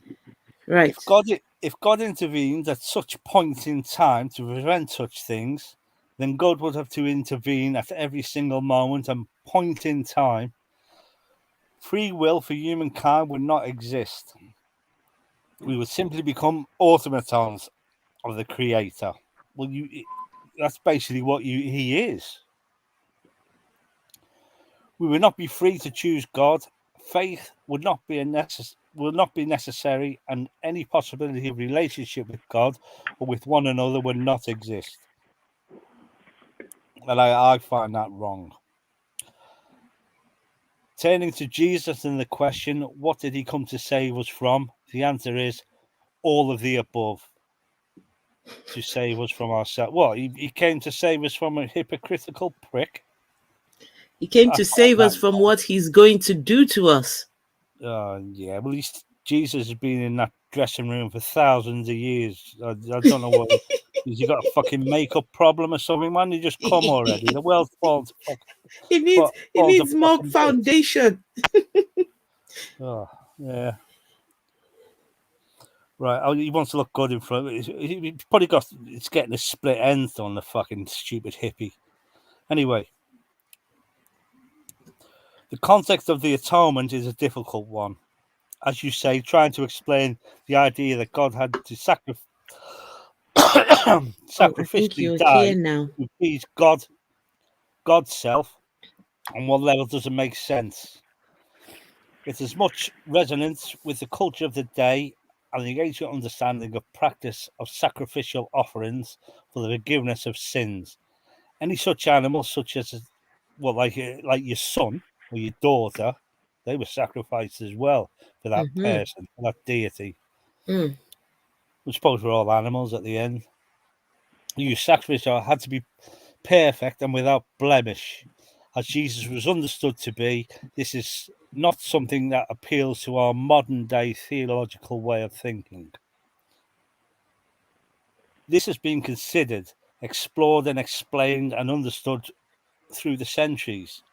Well, if it was understood, there'd be no argument about it, would there? Absolutely not.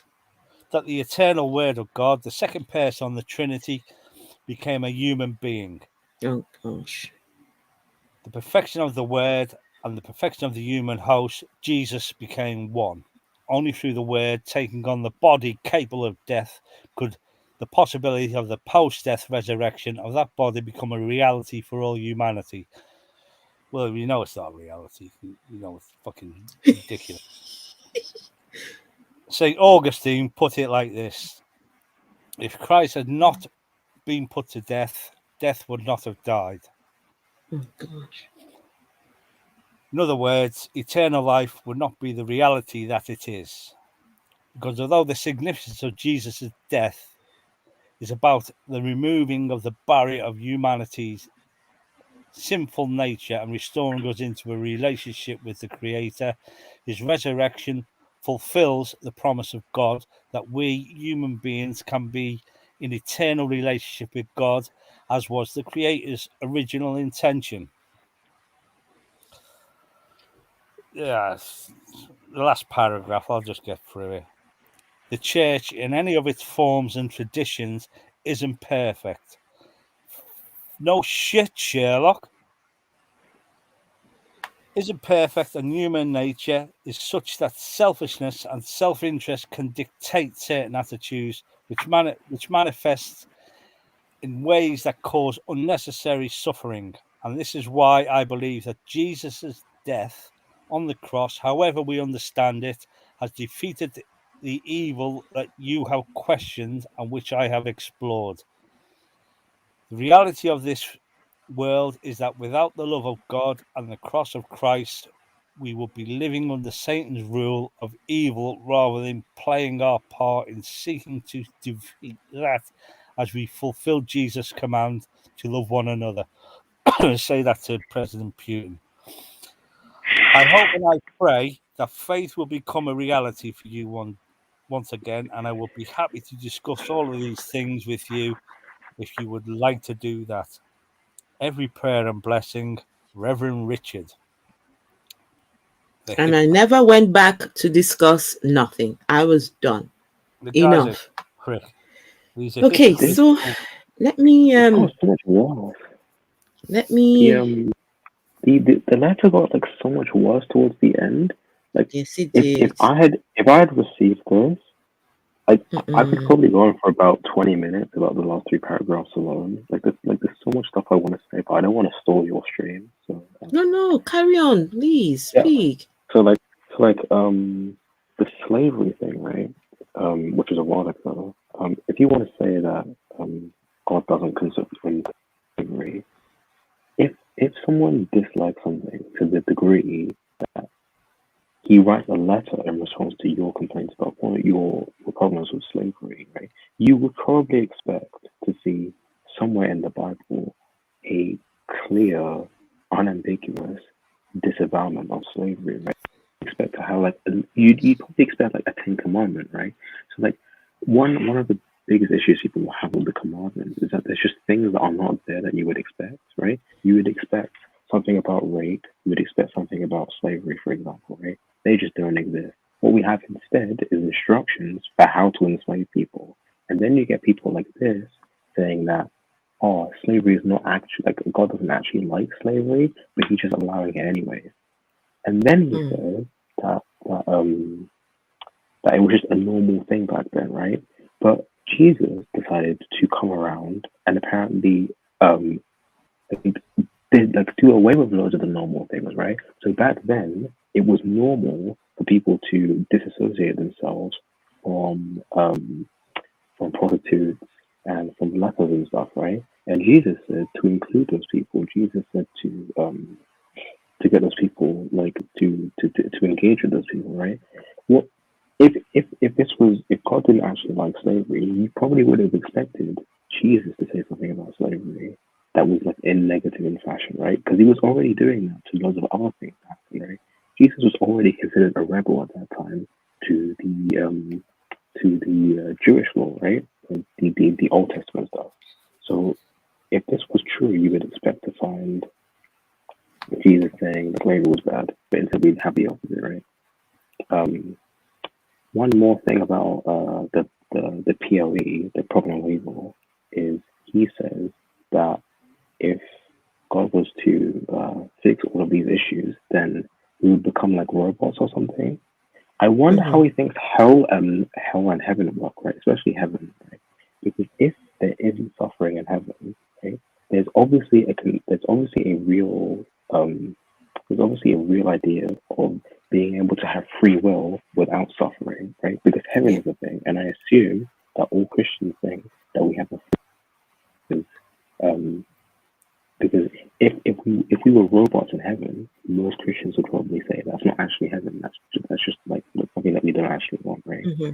So the conclusion from that is it's actually possible within their own worldview to have free will and no suffering because heaven is a thing, right? And what we say Yeah. to that is you should have just put us in heaven in the first place.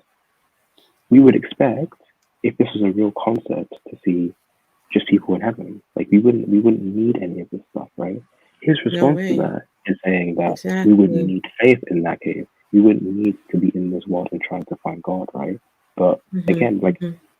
to an outsider, we don't care about any of that. If you do the outsider test of faith, right, and you think about these philosophical issues properly, you're just going to say that because hell and heaven are places, especially heaven. Heaven is a place where you can have free will without suffering, right? Therefore, the free will defense that he's just given is not adequate to Mm-hmm. solve the issue. But obviously, this is where like loads of importing of theology happens, where they just like try and solve these issues with appealing to like loads of theologies. And like this guy basically just read like half of the Bible story to you. He said that, oh, Jesus came along to Mm-hmm. solve all these Mm-hmm. Mm-hmm. issues, but to He an touched outsider, he it's not he necessary, right? yeah, he touched on quite a lot of things in the Bible, and I think I'm going to spend my time later on just going, now that I have managed to sort of break that little, I don't know, for some reason I just could not read it, but now that I know the contents of it, I think I can go back now and really take my time. But Jerome, let me. I was going to show the letter that I wrote to the church, but there's Yeah, some sure. personal information which I've decided not to. But I'm going to read it quickly. It's not as long as the one we just read. So this was my letter to the church. I said, I am writing to inform you that it is unfortunate that I have lost my faith. Some reasons for this is that I have been struggling with the idea that there are so many denominations of Christianity, and I cannot seem to get my head around why that is the case. Some believe that theirs is the real version and the other is wrong and going to hell. They each believe their own version of Christianity. Coming to your church helped me a lot because it made me see a very positive side to Christianity, and this has kept me until this point. Another question is, why does God have a selected race of people, the Israelites? I love my children equally, and as much as it lies with me, I would never choose one over another. And that the fact that the Israelites are supposed to be the special people is a big worry for me, as this is a case of God showing favoritism to one over the others. I'm not trying to be anti-Semitic, guys. These were just my thoughts at the time. In the case of Noah's Ark, I think about all the people who didn't make it into the ark, including the animals. I am sure there would have been children, young people, disabled, elderly, and vulnerable people in that flood who died. And the knowledge that God killed these people because he was so full of regret in creating them. Plus, the story of Sodom and Gomorrah was also a case of people being killed because God wasn't happy with humanity. I am sure among them were children, pregnant women, disabled people, slaves, and vulnerable people who died because God regretted creating them. Another main struggle of mine is the issue of hell. How God can create hell for the people that he loves and cares about. I grew up believing that hell was real. I was traumatized by the notion that people who do not worship God were going to hell. But now I think differently, but I still suffer the trauma of the idea. Another thing that I struggle with is slavery and how Christianity was used to perpetrate this evil in Africa. The fact that the Bible, which is the holy book, condones slavery is something that I struggle with. The means and the manner in which Christianity was brought into Africa, used to entice the people and taken away, beaten and tortured to accept Jesus Christ as Lord. They didn't stop at that. They also took the lands and colonized most of Africa. They took many away, some of whom didn't make it to their destination and had to be thrown overboard the ships. Look at the story of Jesus. He came to save the world and is the perfect example, and to look at him as the Son of God. But the question is, what did he come to save the world from? I have looked into this and I now translate it as a God coming in the form of his own Son, killing himself to appease himself in order to make humans whole. This is a concept I struggle with because no one had to die or be killed in order for God to be happy with his people. God could have just spoken a word or two and it would have been over without the need for bloodshed of his own son, Jesus. I therefore wish to let you know that I have lost my faith. I have been thinking about it for a while now, and every passing day, I am more convinced that I do not believe the precepts of the Bible and I need time to assess things. I wish to be removed from the PCC. This is in no way goodbye, as the church was there for me at my worst, especially right, that's the private information, and all the other people who at some point helped me. But I cannot pretend anymore to myself. I will still be coming from time to time, but for now, this is the position I find myself. I hope you understand, and please don't consider me as evil. It's just completely beyond my control how I feel. And this is something I have processed over a period of time. Thank you for understanding, and I appreciate everything. Kind regards, Esther. And look at you now, Esther. I really do Flying rate high that, by in the the way. It was atheist really cool. community. You get more people in your sermons nightly than he ever has in his church. You've got a preacher in the audience. You've got Dave Taylor in the chat. Now, I've seen his preaching. They're flamboyant, and he'll tell you they'll never bring up the genocide, the Valley of Gen Henna, where the children were sacrificed. The stonings. They avoid Noah's Ark like the plague because it's fucking unexplainable, that story. It really is. You cannot It is. explain that It story is. at all. A 400-foot, I think 18, I think however many cubits it was. I think it's about 400 foot long with no steering. They cannot explain that shit away. So they avoid it like the plague, and they talk mainly about Jesus and what good he did. But then they don't say, you don't read about the bad things that's written in the Bible about Jesus, about him basically being a fascist and an anarchist and a troublemaker. That's all he was. Exactly. And that's all he was seen as by the Romans. Walking around with swords. Him and his people were walking around with swords. What does Jesus, the Savior of the world, need swords for? And with Herod, he was obviously saying he was the son of God, or God himself. Or a lot of these people think he is God. He was God. I don't get that. The Trinity, Father, Son, Holy Ghost. I've never got that idiot triangle stupid thing.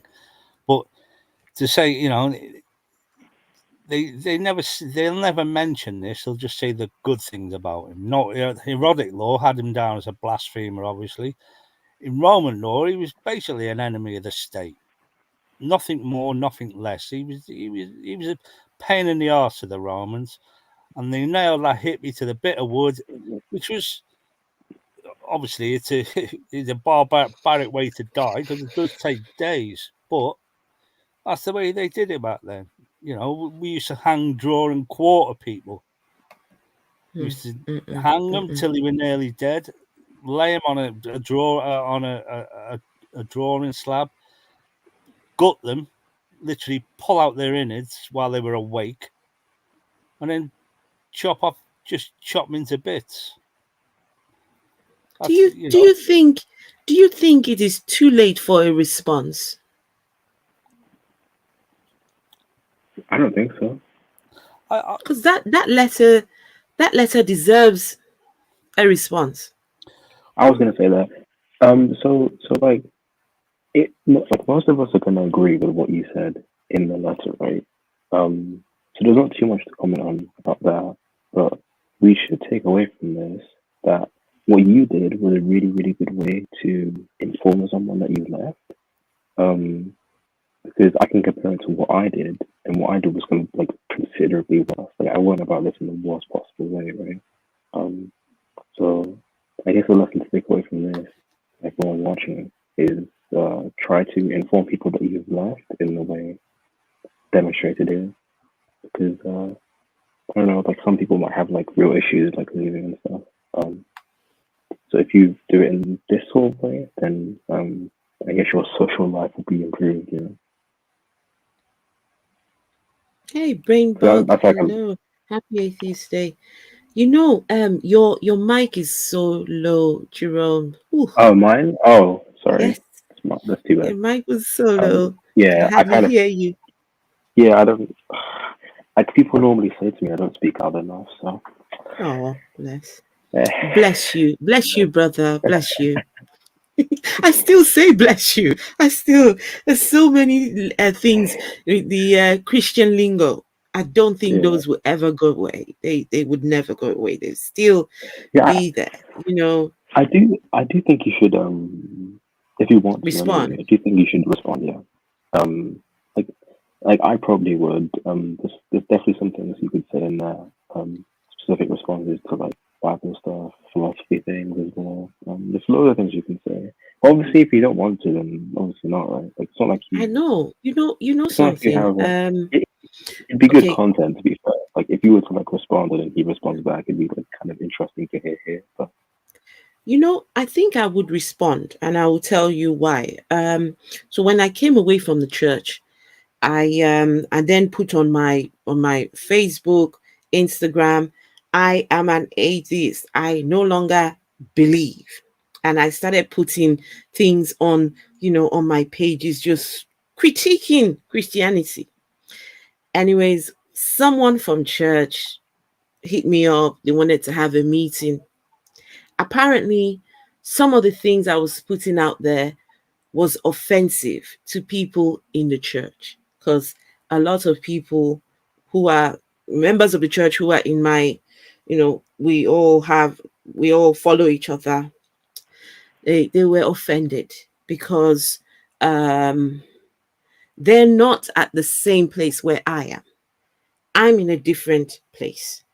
So it was offensive to them. And so for them, I just decided, okay, let me stop putting these things out. Let me just take a little pause. I don't want to offend the Christians. That's the last thing I want to do. But hang on a second. The contents of their book is offensive. The things in that book, if I'm offended by the things in that book, and yet they're offended for critiquing the offense in their book, I think it deserves a response. I think. I don't think Obviously, there's a way Esther, to.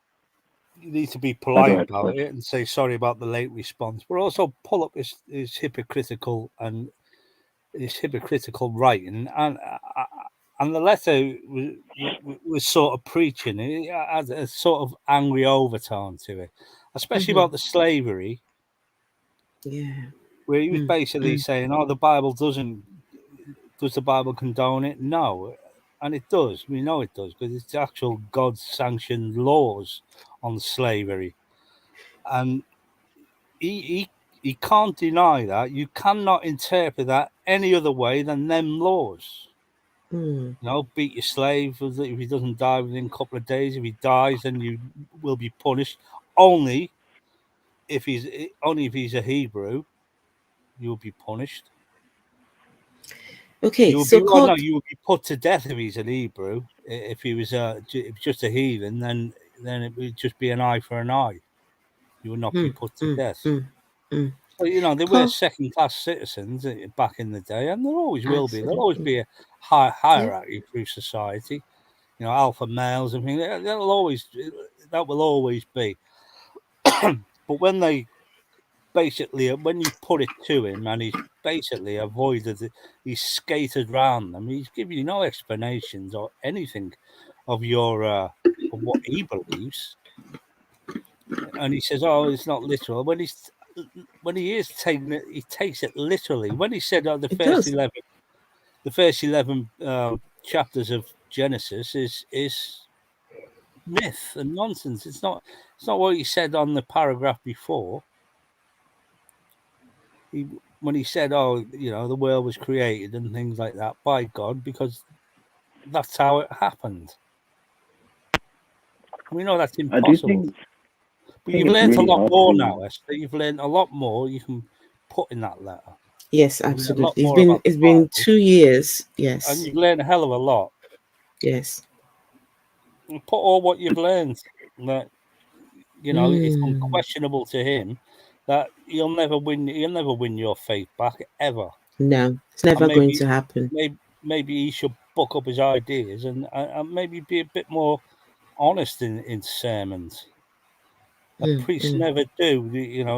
They highlight these Bibles to all the good stuff, all the nice stuff, and there's not much of it. That's why you'll hear the same shit every week, week Over and in, week again. out, True. True. because So most of it. so Cultastic says we should stop saying bless you when someone sneezes. Can we say something different? Is Atheist Day today, and atheists we can come together and change the narrative, and we need to start effecting these changes. So what would you guys reckon when someone sneezes? What would you say? I don't know if there's like a good like alternative, to be fair. Like I'm not too bothered when people say it, but True. Neither am I. when someone sneezes, I usually just ask if they're okay, because when I sneeze more than once, and it like kind of like messes with my chest a little bit. So like I assume that having trouble with it, so I just ask if they're okay. Yeah. One thing about what you said before is I do think it's pretty difficult to avoid offending people, because like this is deeply held belief, right? So when you say I disagree and I have like issues with it, they're gonna be like probably upset. And I don't know how to avoid that. I really don't. So I don't think we should be concerned if people think that. Well, we should obviously be concerned if people are upset, right? But I don't think we should be concerned enough to the point where we stop criticizing them, I guess, just because they're offended. Because if we're not criticizing people who have beliefs that are potentially bad, I'm not sure how we can progress, right? No. Oh well, I'm not going to get hung up over something as small as bless you. Yeah. It's a minute Yeah, minute I to do think that there's not a lot of like good alternatives, because it seems to just be in its own realm, I guess. Like bless you, I guess, right? It just seems to be describing, like I don't see a way you can say that differently to convey the same message. Well, there is no time limit on something like that, Esther. Well, when I left the Catholic Church because of beating after beating after beating after beating, I was angry for years, very angry that, I was forsaken, because I believed in all that shit. I believed everything. Noah's Ark, God created the earth, and, God created the heaven and the earth. On day 3, he created life. And I thought, he created the heaven and the earth in the fucking dark. How awesome is that God? You know what I mean? I believed all that as a kid. Doug, can I ask you, who was the one witnessing this story? Because the Christians would tell you that Moses wrote Genesis. Moses did not come until several passages down. So what was Moses in the bushes somewhere? Well, there were no bushes. Was Moses there to see God? Who was writing this story? Well, Moses How did was they setting know? fire to all the bushes, wasn't he? Huh? Moses was setting fire to all the bushes, saying it was God talking to him. Gosh. It's just Who himself was a convicted murderer. Yeah, Moses was. Moses was. When he you got that pastor there, Pastor Reverend Richard, who's basically brushing off his cherry. I've never known it. He's cherry picking part of the Bible, as and skating around the facts of it.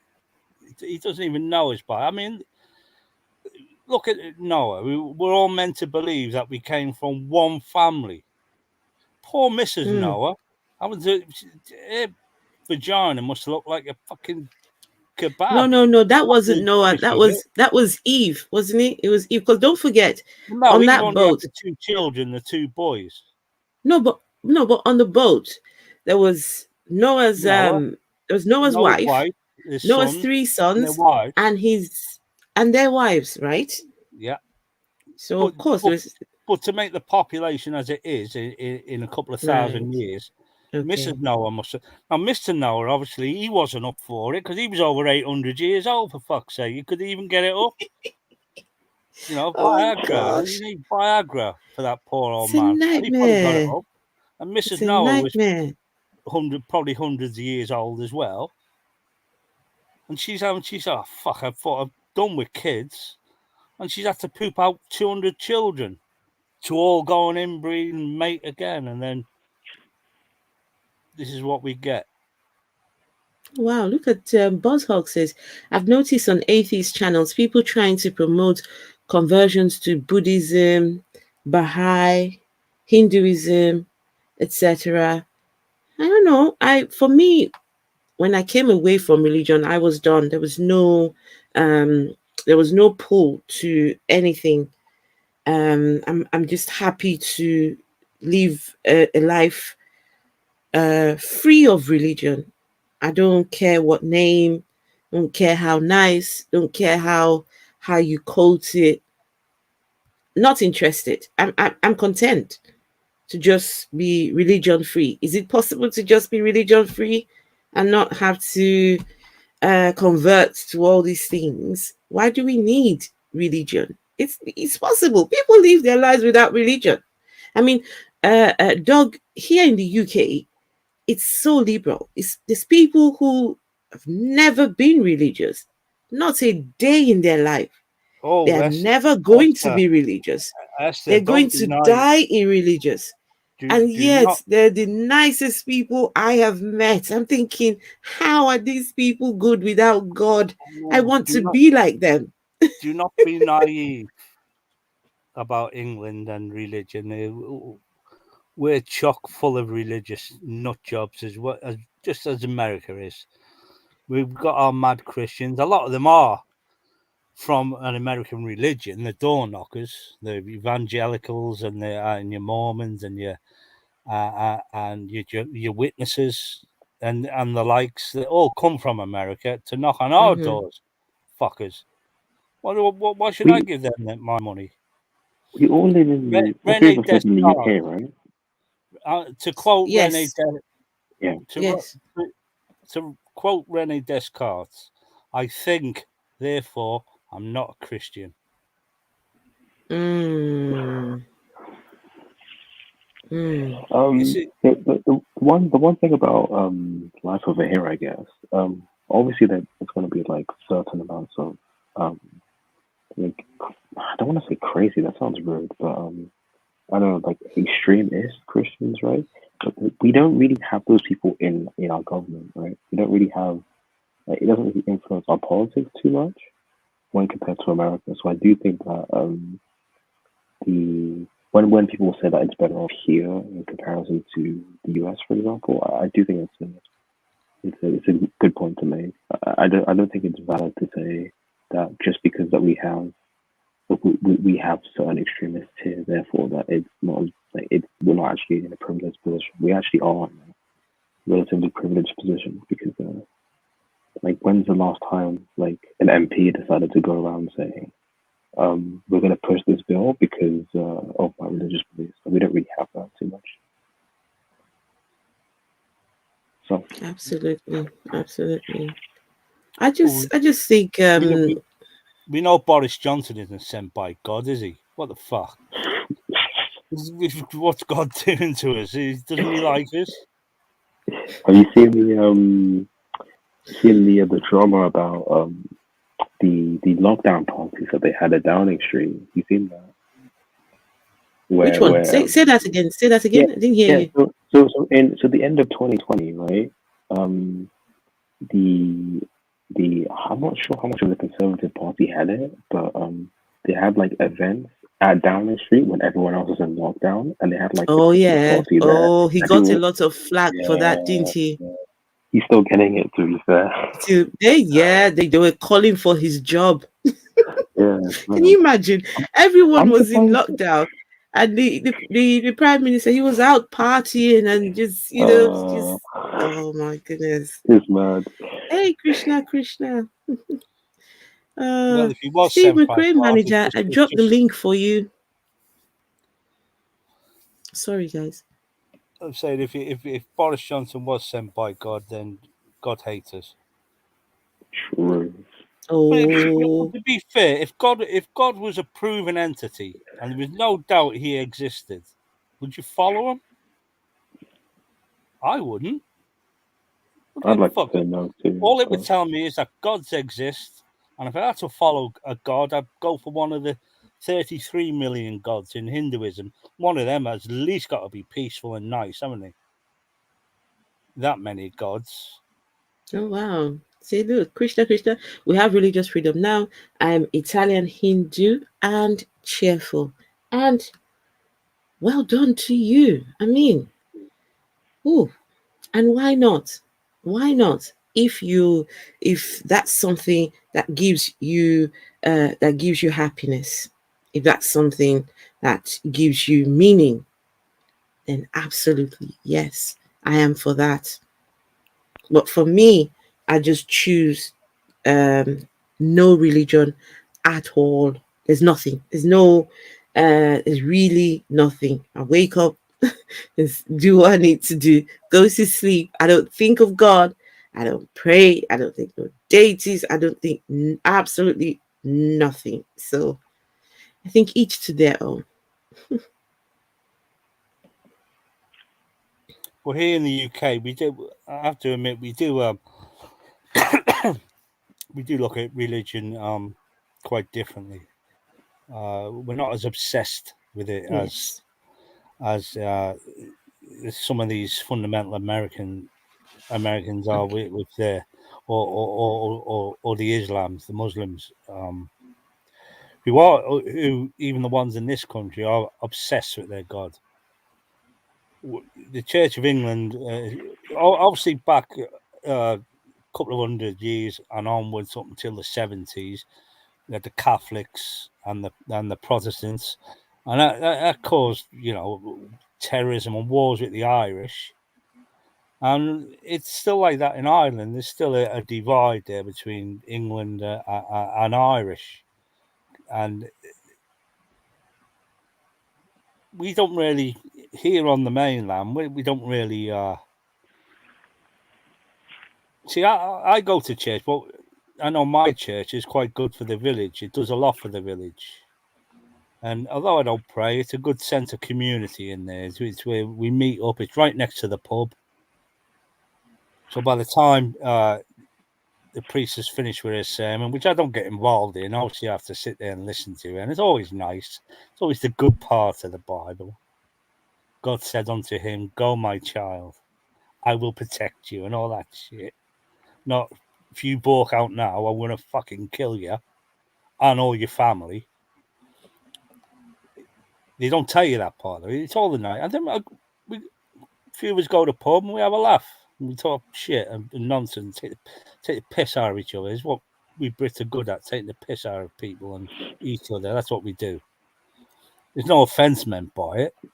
It's just what we do, especially in an environment like a pub. But as I say, it's not as bearing in mind that the Catholic religion, up until 40 years ago, had their fingers in the British pie, in the governmental pie. I mean, the Americans go on about, church shouldn't be involved in state, and it shouldn't be. But we're guilty of that as well. Because you have the Catholic institutions that run the schools and the laundrettes of Ireland, the Magdalena laundrette of Ireland, which, it was only 30 odd years ago, they found 500 unmarked graves on that land. But these were institutions which basically institutionalized people. It drove people mad.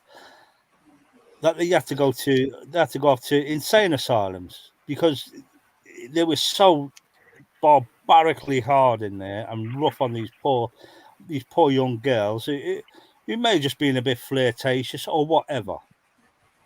But because of their deeply Catholic parents, they were sent to these laundrettes where they weren't allowed to speak. They were humiliated and embarrassed and beaten. That drove them insane. And guess who was in charge of the insane asylums? The Who Catholic was? Church. Oh gosh.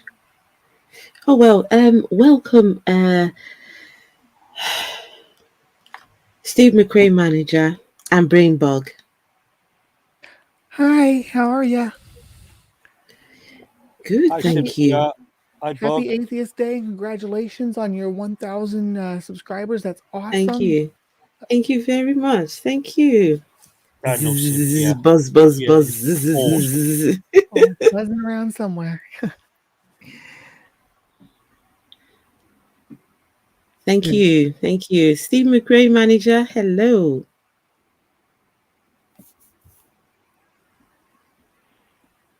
You might be Steve- muted, Steve McRae, manager. Hey, hey, how you Hello. doing? Hello. Good, Oh, you thanks. can hear me okay. Yes, can hear you. Okay, I just want to apologize up front. My dog is kind of walking around on the wood floor, so you might hear a little tap, tap, tap, tap every once in a while. It's my What kind of dog. dog you got?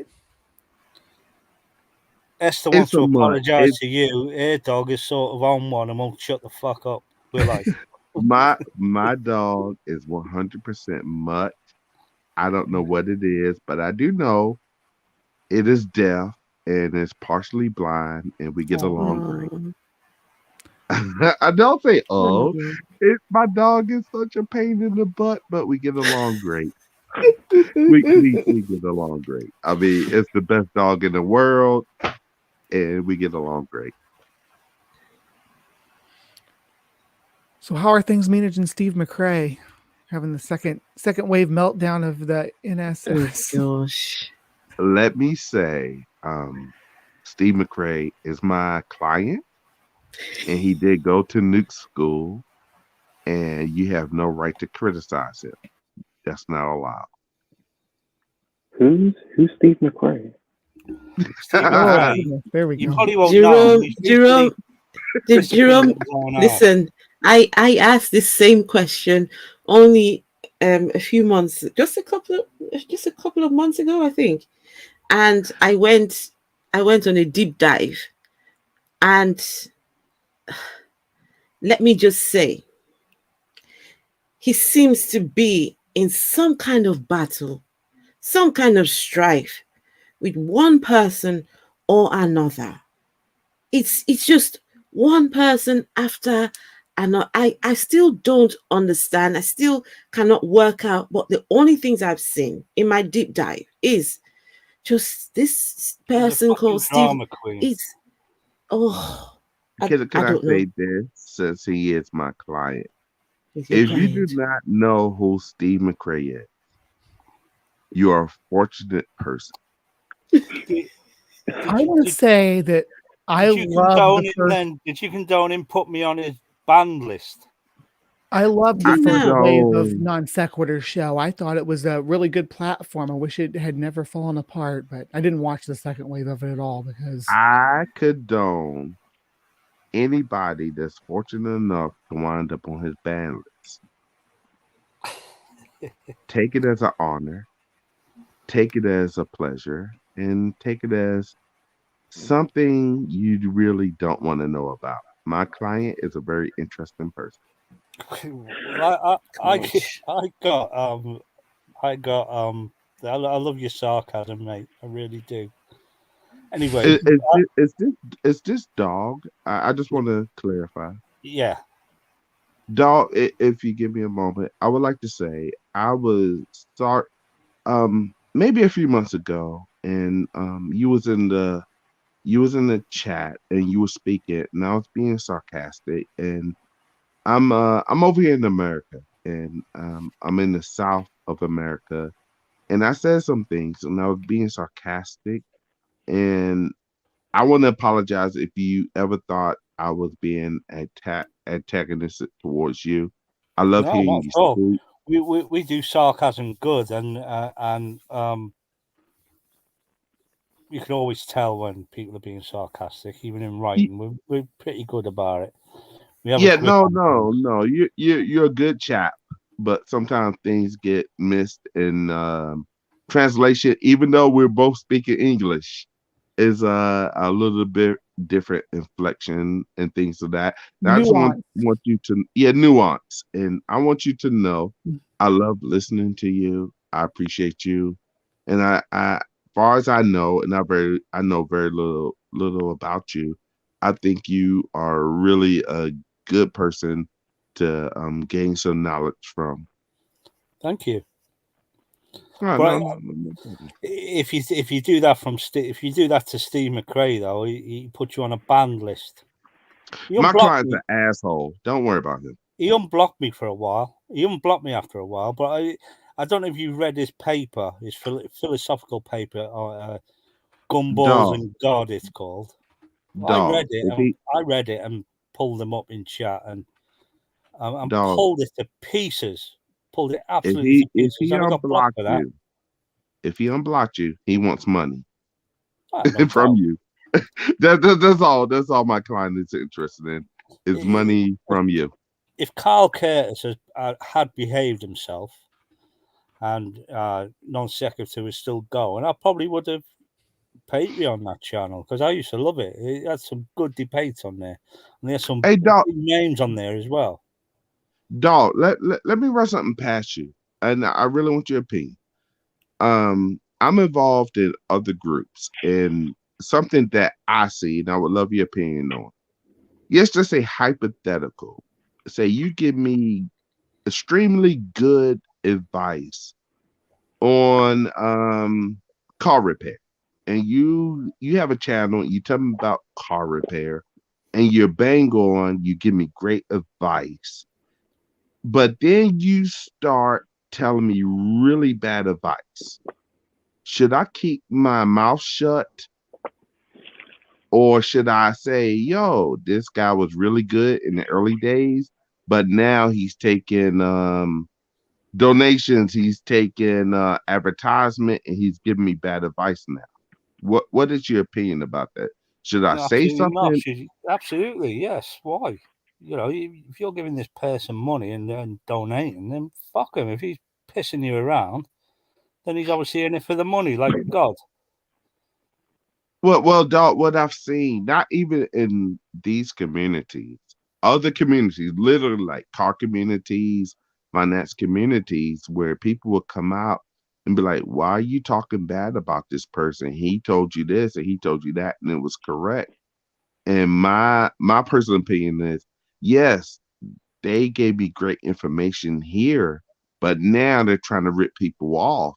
And when people turn that corner, I have every right or a duty to speak out against that. Yes, you gave me great information at the beginning. That's like someone with a broken watch can give you the right time twice a day. So, yeah, exactly. To be honest, the wide world of web is always going to be full of e-beggars. Yes, they're always doing it, and even celebrities, just to keep their profiles up and things like that, they'll say something controversial. I don't like to call him a celebrity, but that Kevin Sorbo. Yeah. The Trump enthusiast. He's always e-begging with these vitamins and things he's trying to promote, or one of his religious films. It's sad to see a person that they've come down to that. They've witnessed a high life, and they've come down to just be a walnut now. They're just shriveled up and has-beens, and that's Steve McRae all over. He was living the high life, and he could have done well, but he just dramaed this out with the lawsuit and things like that. He should have just kept his mouth shut, kept doing what he was doing, and then once he just said, "Yeah, I won in court, non sequitur, I won the name, we're back on it." And he should have just got stuck in and got back to it, and that show would be up and running again.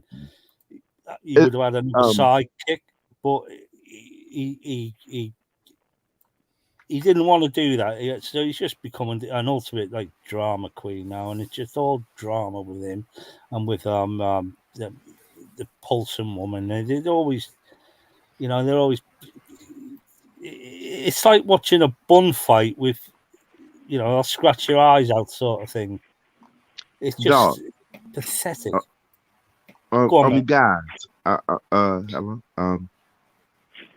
I'm not important, and I'm not anybody important, but I have limited time, and I don't come online much to speak, but if I could just have a couple minutes to speak to the Afro-humanist, because Go on, mate. it's such an honor for me to speak to her.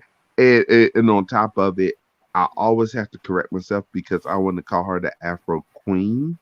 I don't know where that comes from, No, but she is incredible to me. I don't even know if she's still around, but I would love to speak to her for just a couple minutes, if possible, if that's okay with everybody.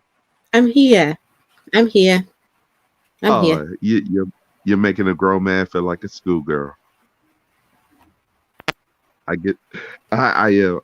How are you doing today? Happy Atheist Day. I Yes, happy Atheist Day. What a day. What a day. Mm. Yes. Honestly, I did not know today was Atheist Day until I saw on your stream that you were doing something for it. But I want to ask you a question. Do you want to hear my deconversion story? Oh, I absolutely. do. Yes. I would love to hear it. Okay. Well, and I'll give And you I'm a sure people little. in the chat would love to hear it. I will give Dog and you and everybody else a little bit of background information about me because you do have an international audience and you deserve an international audience. So I'm from America. She's mum to she's mum of the community. She's mother of the community, aren't you, mum? Yes, yes, she is the mom of the community, and she is definitely one of the prettiest moms of the community. She deserves that respect. Yep. Absolutely. I'm from America, and I'm from originally I was from the northern part of America, but I spent a few decades in the southern part of America. I'm a black man of a certain age. I'm not a youngster, and I grew up in a religious cult, Hmm. not the fun hippy dippy cult, but a cult that where people die. Not Jim Jones. Oh, I'm wow. I'm very open. I'm very, very open about my experience in my childhood. But the one thing people always ask me, well, what's the name of it? What's the name of it? And that's just one thing I don't disclose. But it wasn't a very small cult of like 10 people. There were thousands of members. And so my deconversion story is I don't have one. I never believed. Hmm. I just never bought what they were saying. When I would ask a lot of questions, and I would ask my mother, which was a very smart person, and my father. They were very smart, very, very, very smart people. I'm not disparaging them, but they were really stupid in certain aspects. Like, I didn't get vaccinated until I was 21 years old and decided to travel overseas and found out I needed vaccination. My parents were anti-vaxxers before anti-vaxxers were a thing. My doctor even told me, Hmm. well, you must be vaccinated. And I was like, no, there's a religious exemption. And he had no idea until they did blood work and found out I had no vaccinations at 20 years old. Um, so I don't have one. I used to ask my mother and father, like, if we're going to heaven because we found this particular church, are the other people going to hell? And my mother would honestly say, yes, they're going to hell. I'm like, but they're good people. And she would say, Mm-mm. it doesn't matter that they're good. They don't believe. And I never bought into it. It always sounded wrong to me. And I was literally the Hmm. person when everybody bowed their head to pray. I was head up, eyes open, looking at other people like, what the hell's going on? What are they doing? And every once in a while, I would connect Hmm. with other eyes, just like mine. And then we look at each other and we put our head down and pray. So I don't have a deconversion story. Sorry for the disappointment, but we all come to this path on different ways. And that's just mine. You made that out alive. That's a You know, deconversion story in itself. as you were as you were speaking, I don't know if you have heard on this channel. I've said this. My son is 19. My first son, he's 19, and Yes, he ma'am. has never bought into religion. Just never. When I was still going to church, would take him to church. You'd see him. You can tell he's so uncomfortable. He wants to get out, but he's forced to be in church with us. So he started playing football. And so they used to train on a Sunday. And we grew up going to church every Sunday. And my son wants to go play football on a Sunday. That's unheard of. In church, looking so gloomy, looking so downcast, just because we were in church. At one point, I even got him to play the drums. Maybe if he found something to do in church, that might get him to he was a drummer boy. And because I was in the choir, and so every time I went for choir practice, he always had to come with me. And it was so frustrating to watch him every time we went to church. And slowly I just we started to let him come. In a month he would come 2 weeks, and then go to football practice for 2 weeks. And slowly he made his way out. And so when I became an atheist, and I said to him, look, I've got something to tell you. I no longer believe I'm an atheist. The first thing out of his mouth was, oh, mom. He said, now you understand. I hope you understand how I felt back then. That when they were telling all these Bible stories, that he will sit there thinking, how do these adults believe these stories?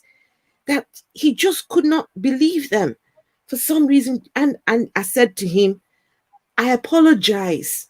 I actually apologize to my son for forcing him to come with us to church. And I also thanked him for never buying into those stories. Because can you imagine?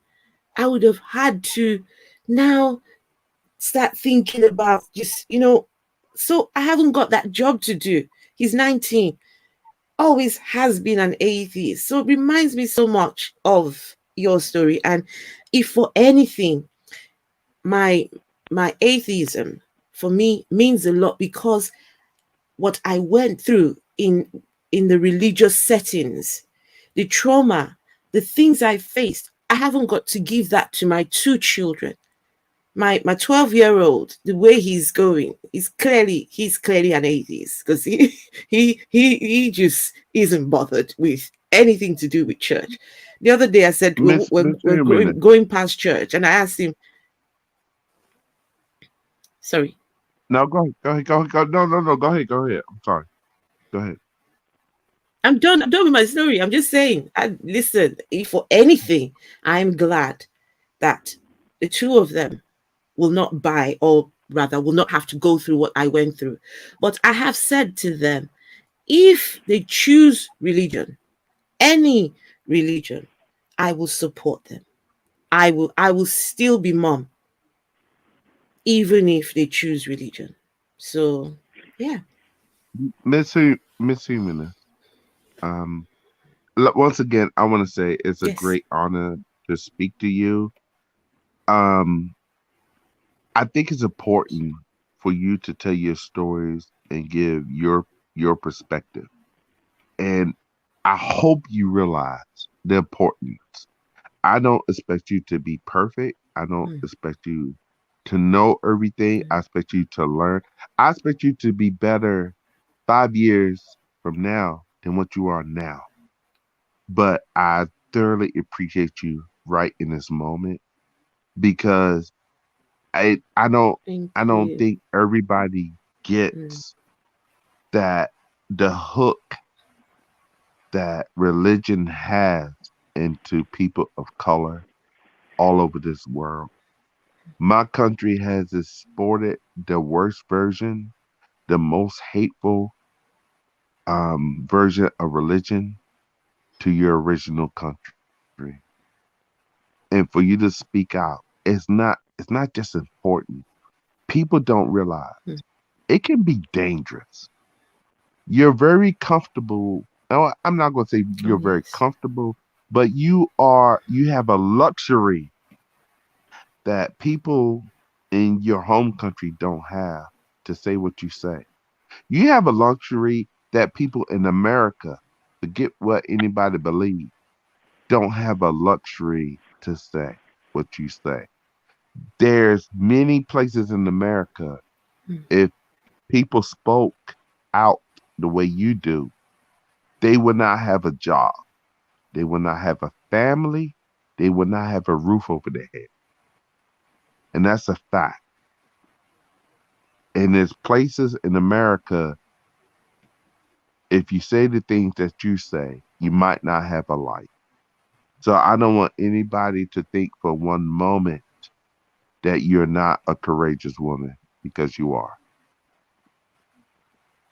Yeah. Thank you. Thank you. I appreciate that. I appreciate that, honestly. What I find Thank you. incredible And is keep that my Okay, guys. carry Look, on, I don't Jerome. want to. I don't oh want okay, to okay. monopolize the conversation. So I will shut up and please everybody else jump in. I'll sit back and keep my mouth shut. Thank you. Keep up the sarcasm, buddy. I will, dog. I like you. You're doing Yeah, the Lord's work. You are doing the Lord's work in a certain G-man's chat. I see you. I see you. I see you. I He's see using you. he's using his Sorry, God-given Jerome. morality a different way, the The correct way. thing yeah, is, I'm willing to speak freely right now because G-Man has the attention span of a goldfish and he cannot listen this deep into a conversation. So we're all safe. Oh gosh. I don't know. How do people take that? How do people have conversations with that man? How do they do it? I don't know. I honestly cannot. I can't. Well, yeah, He he actually has his invited me moments. into his StreamYard. I didn't bother. I couldn't. I couldn't do it. Jerome wanted to say something. yeah. So what I find interesting is that your 19-year-old son, right? Me and him are this, like we're at a pretty similar age, but our experiences are so Oh similar wow. but so different at the same time because I played a lot of football at Mm. that age, right? From like 7 or 8, right? But my mum, unlike you, allowed me to just go to football every week. So I wasn't like I never Mm. had experience. So like you telling us that story just now made me think about what my life would have been if if I had to go every week instead of actually being able to play like I wanted to. And so it makes me like rather grateful that um that people's experiences are different, right? Like obviously we want to have like obviously I would want your son to have done what he wanted to do, but makes me feel like more privileged that I wasn't like Mm-hmm, completely mm-hmm. bored, you know. Because when you force people to go through these things, you obviously you often cause the opposite effects to what you actually wanted. So like if you send someone to church like that and they're just bored the whole time, they're not gonna like receive the information in a decent light, right? Like surely the better response would be to just allow them to do things at their own pace. But clearly people don't think like that. So so because I wasn't like heavily sensitized to the church environment, when I eventually left, it made that like really easy for me because um I forgot his name, but the guy who just gave the deconversion story that wasn't actually a deconversion story. He just said that he didn't actually believe, right? Um, I can say that I think I did end up leaving for a little bit. At least like I probably did. People will probably tell me that I did, but my deconversion story was just like going to school for a year at 15 years old, really, and learning like philosophy.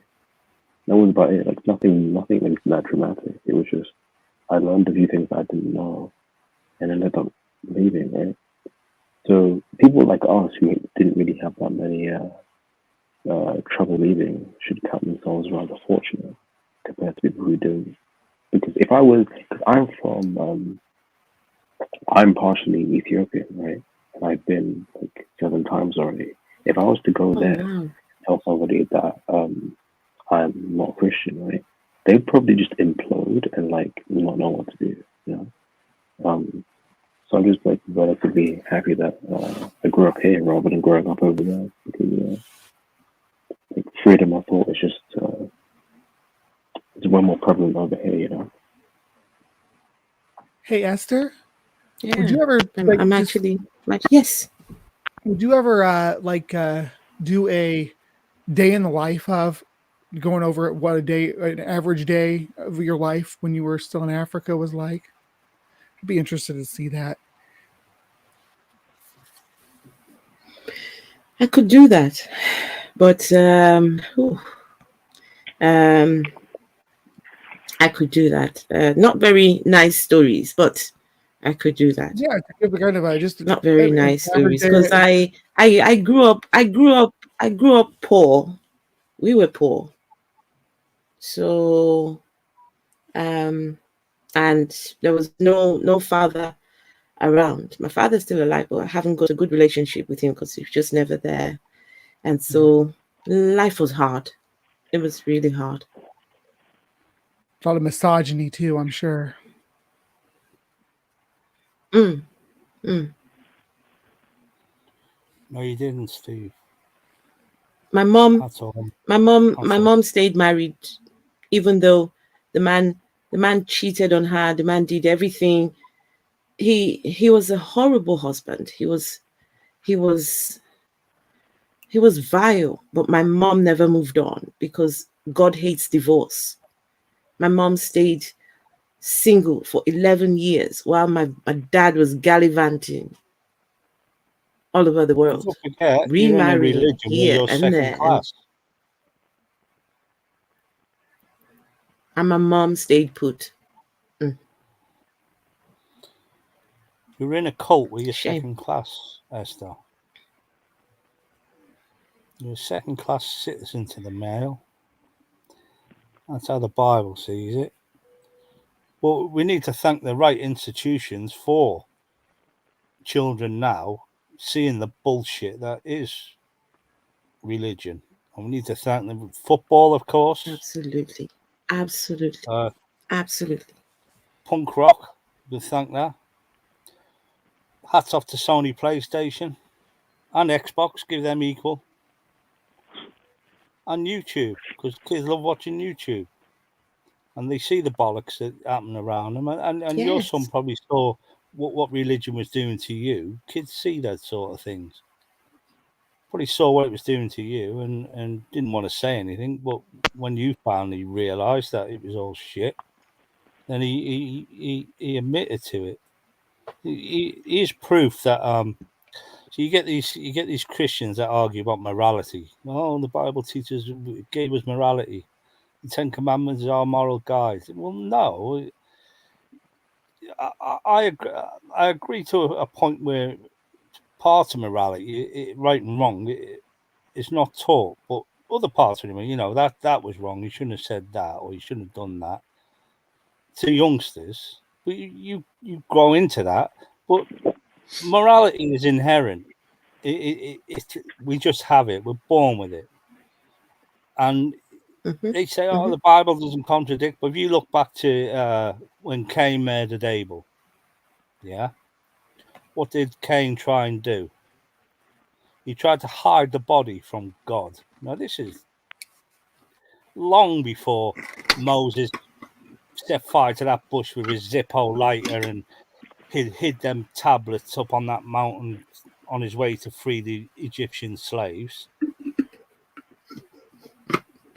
And it just shows that even in the Bible, it shows that morals are inherent in us. You know, when you've harmed another human being, you know you've done wrong, unless it was, of course, it's in self-defense and things like that. Well, the very first thing that happens in the Bible is deception, right? It's from the very beginning. It's all about deception. They're trying to they're sneaking around behind the creator's back or whatever. But he's tricking them too, because he's telling them you'll die if you eat this, and just deception back and forth from the very, very beginning.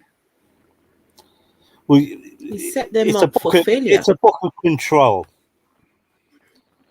And it's been manipulated to be a book of control. It's been changed and tried and tested with these idiots, these cultists that Did just they hammer that home in African control churches? your bank account. That it's your fault. That if you're a woman, it's your fault. That's the fallen world and all that. Did they really hammer that home to you, Esther? Yeah, I bet they did. Oh, yes. It was the woman listened to the snake. If the woman hadn't listened to the snake, we would have been good. And, the trouble with the stories in the Bible is the people who take it literally. And these stories then filter down to the home. And these people act upon the contents of the book in their little abode, because when they're in their home, they're the masters in there, and so that's their playpen, and so they've got to exercise authority in there, and they use the book. They use the book. Can you imagine myself being told as the woman, I'm not to challenge, I'm not to question. My duty is to submit even when he is wrong. Choose my moment. Wait until he's calm before I can address anything I'm upset by. As long as he is the head. The Bible says, and let me tell you, I heard that word almost every day, but the Bible says, it's always the Bible this and the Bible that. And I'm there so thinking, happy you got away from hang that. on, if God, oh, absolutely. And I'm thinking, if God truly said all these things, why is it causing me so much pain? Why is it making me feel so unhappy in my life? Oh, I mean, I resented God, absolutely resented him, because he made all these laws, but didn't consider the impact of his silly little book in people's lives. Never thought about that. Well, I don't believe he exists anyways, Right. but there you go. Because you're born with a certain set of genitals, you're less than. Because you're born with a certain tone of skin, you're less than. It's always, that's what it's about. It's controlling that lesser group of people for whatever characteristics you can hold yourself above them for. Yeah. Sorry, did you ask me a question? I was just reading that chat, the comments. I was just going to put my soapbox about the dangers of biblical literalism. See, the point is with religion. And while you're here, sorry, just I just want to plug your channel. If the mods can put your channel in the chat, because Brainbug does something really amazing, which I have never seen. Brainbug he's not just Brainbug for the sake of being Brainbug. He actually has bugs. He takes his time to show lots of all these different things. If you want to learn about evolution, how these little insects and things, how they all formed, how they all, it's interesting. I didn't even know what language to say, but it's so clever. How many bugs do you have at home? Ooh, I have a ton right now because I just got a whole bunch more. So I'm probably more than 50 in here with me. in the hive. Got some tarantulas and mantises and spiders and roaches and caterpillars that'll turn into butterflies and scorpions and beetles. I'm loaded down. Millipedes galore. Have you heard of a bug bomb? Of a what? A bug bomb. Get rid of them straight away. Oh, a bug bomb. I'm sure it would. Yeah, that'd be pretty dramatic down here. I think we'd create quite a scene with a bug bomb. With some chalk outlines in my aquarium. I don't think I. How do you keep up with all? Have you got a snake as well? I don't have a snake. My son has a snake. So there is a snake down here with me, but it's not mine. There's a lizard too, a cute little gecko. Oh, it's adorable. Goodness. But yeah, we got a little earth snake. It's actually one that was caught in our basement. When the water floods up, sometimes the snakes get into the basement. It was caught in your basement. Yeah. I'll be moving out of that home. Not me. Oh, but it's so cute though. It's just a cute little snake. It's one of the ones that does. I think. Oh gosh, a little snake. It's one of the ones that does the fake death when you touch it. So like if you just touch it with your finger, it'll roll around, squirming all around, lay on its back, and then open its mouth, stick out its tongue, and pretend it's dead, and lay there, and you can, and it won't move for 5 or 10 minutes. It's hilarious. It's so cute. Little drama. Wow. Are they easy to look after? Wow. Well, I would have thought. I don't know what are they called, a terrarium or something that you. Yeah. Environment for them, and like snakes, you just get that right environment. Put a bit of water in, sting the odd mouse in now and again, don't you? Right. Yeah. You don't need to handle anything, or they're mostly just visual pets. It's like having fish. Yeah. Except for the mantises, which I do regularly handle because mantises are very charismatic and they're easy to handle, and it doesn't stress them out too much because sitting on our hands is not much different than sitting on a branch in the forest. So. Yeah. No, Steve, you didn't, mate. I don't know why you went. I would like to. Can we put your channel in the chat? I'm sure, because we talk about atheism, we talk about all these things. When I came away from Christianity, I had no knowledge of evolution because we were told that evolution was from the devil, and we shouldn't even, if we were taught evolution in the class, we should close your ears and not listen and all these things. And so many things that we were deprived of learning. We were deprived of listening, just as knowledge. We were, because God had to separate us. So some of these things, I'm still on a learning curve, just trying to, understand evolution. Because that's what I'm here for, really. Yeah, I think I might get you on. One thing you need to know, Esther, if religion was, say, had a blanket ban worldwide and drove it underground, the planet would implode. There would be war after war after war until no one existed. Getting rid of religion, it's dying on its own. Yeah, just let it fizzle out. It's in its death throes now. Anyway, it's.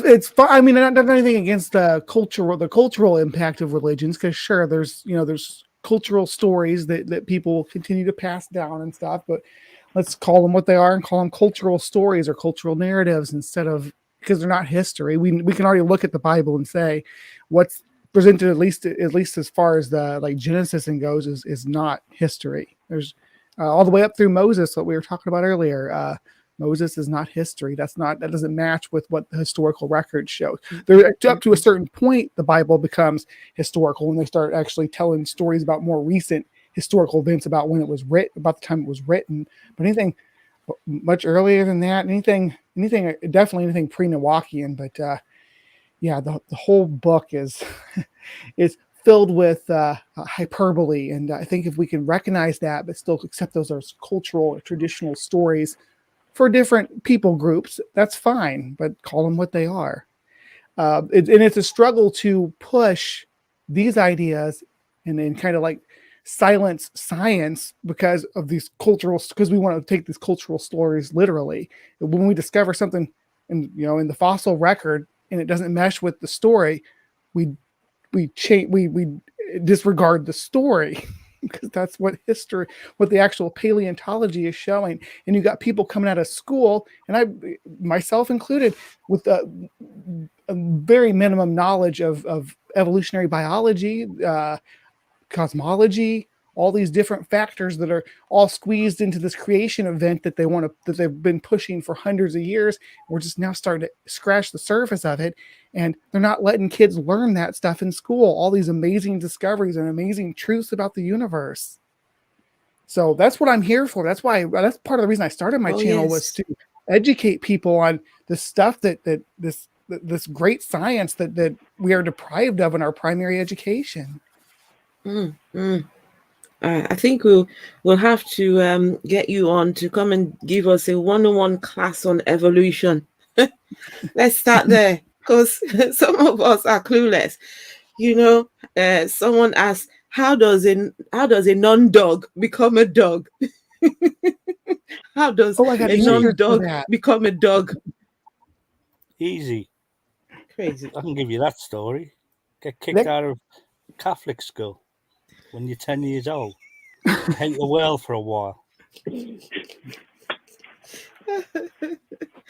now you have a Pope hat. I'm proud of you. You've done well for yourself. Being the dog Pope is a well-established and respectable position. Pope, but yeah, dog, I got answers for the non-dog question. If I was the actual Pope, I'd change the Bible. To what? In Genesis, I'd change in the beginning to once upon a time, and at the very end of Revelations, I put, and they all lived happily ever after. And then that's the whole of religion sorted. It's them two books I love sorted that. with two little I sentences. absolutely love that. Now, do you do that with every book of the Bible, or just from Genesis and then through Revelations and then happily ever after? I think, looking at it from an obligatory point, that I think it's self-explanatory, isn't it? That everything beyond once upon a time is a load of nonsense. Well, you put Enoch in the middle of there too. It's always made me sad that they removed it at all. It's such a epic fantasy. It reads like Lord of the Rings. Well, yeah, absolutely. That's what it is. It is Lord of the Rings. Yeah. Why take all the action out of it if that's what there are parts of the Bible where there's action. I like the imagery of the angels fighting. I like the Philistine giants fighting King David and his army and all that stuff. I like the mythology. I like Greek mythology. No, but the trouble is you can't pick and choose, because then they do the nice stories, but then there are also the stories that horrible. Yeah. They're not so nice. When you talk about David, you got to think of some of the things that David did. Because he wanted to sleep with this woman he was looking at from his bathroom. He had so many wives already, but just this one. I mean, it's ridiculous. And God then turns around and calls him a man after his own heart. He had her husband killed. He had Uriah killed too. David was gross. Yeah, he was a monster. But yeah, I was just talking about the battles and stuff, the imagery with the monsters and supernatural stuff. I get that. Yeah, I like fantasy. I'm a big nerd. And I do like reading the Bible like a fantasy story. But like I said, add Enoch back into it. But yeah, and David, King David was a monster for sure. And he basically he decided he saw her from his window and decided that he wanted her and basically kept her as a slave for the rest of her life and impregnated her. Yeah, that's Solomon. That's King Solomon's mom that he did that to. It's crazy. Yes, I do shit in the woods, and I have a balcony. But also, oh my goodness. The Bible, the Book of Job was 100 years before, well, about 100 years before Genesis. And if you go on it by chronologically, Moses was older than the beginning of the earth. Where did he come from, fuck's sake? He was 900 in Exodus. Where did he come from? Job kind of is kind of an oddball 900. too. 900. No. Did you say Moses was 900? 900 120. years old, and Noah was 785. So, Well, can no, I Moses ask? lived 120 years. Noah did live like 900 years though, but Moses is Okay. 120. Can I ask, what do Christians, what's the rationale Christians give why back in those days they lived up to 900, and in these days we live 70 to 80 years old? They What don't. happened? How did They don't. They talk about Jesus instead. They They dodge that. They always dodge around and skate around. Well, they do have some pseudo-scientific responses. They call it genetic entropy, which is not an actual thing that exists. It's just basically saying that we are made perfect and since the fall, everything's genetics degrade over time. They say that's why we have mutations and there's change and things in the genome is because of genetic entropy, but that doesn't exist. It's not a real thing that happens in science and biology. I've heard that one before too. Yeah, I've heard that one. Did you say you've heard that one too? Yeah. Yeah. Apparently, they should live longer because their bodies were more pure or something. Which is Closer to God. Which is the reverse of what we'd expect, right? Like we'd expect people to not have lived that long because they didn't have like medicine, right? There were no diseases. They'll say that before the fall there was no diseases. Yeah. No bacteria so then you have to say, okay, diseases caused by viruses and bacteria, which are viruses maybe marginally, you wouldn't call them life, but there's something. They're a kind. They would at least be a kind. I think viruses should be a kind. I'll actually ask some creationists about that and see what they say. But bacteria should certainly be a kind because it's in the tree of life. So, what did the bacteria do before the fall when there was no death and there was no predation? Everybody was a vegetarian. What did the bacteria do that lives off of being a infectious parasite, basically in our system, in other organisms' systems? Were they just hanging out on the ground? Bacteria just behave differently often those. You just differently back then, apparently. Well, I think there was a time where in evolution where human beings said, "Yeah, we don't like lettuce or sprouts. We like bacon now." And then the bacon gene come in. People like bacon. What can I say? But we're 80s Moses. How can you have numbers 8 to 900 year old on a 6,000-year-old Earth? Well, the Earth's supposed to be 6,000 years old now. So back then, it couldn't have been 6,000 years old. What I was saying, Esther, chronologically in the Bible, Moses would have had to have been born before the creation of the planet. Ah, right. That explains it. So that means Moses was there at the point of creation. So Moses was hiding in the woods, watching God create all these things, and he was taking notes, right? Or watching me shit, according to Denisha Freeman. I think the narrative is that when Moses was up on the mountains, that Yahweh showed him a vision of creation up to the point where he walked up the mountainside, right? And isn't that how the story goes? That he was given a vision, like God put it in his head. Oh gosh, Genesis and all that. We are talking about a cult here of sexually oppressed and self-administered suppressed people who are trying to explain science to people who think for a living, who use their brains. It's actually laughable. It is. It is. Esther, do you know dragons in Genesis? Jason from Dragon. Yes, I do know him. Yes. He just did a really good video called "The End" a couple of days ago. It released. I've been listening to it on my drive back and forth to Okay. work in bits and Is pieces. that his podcast or on his It's on his YouTube channel? podcast. It's on his YouTube channel, and it's Okay, really good. right, and I right. really recommend you read it. It talks a lot about how these the evolution of these deities and the way they're depicted. Really good stuff. Sorry, dog. I didn't mean to cut you off. It's okay. No, not at all. I actually like what like he hearing does. you talk. Dragons in Genesis. He does good work.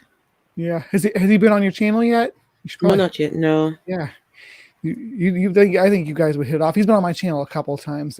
Great guy. I think I must have seen him on your channel. Yeah. I think.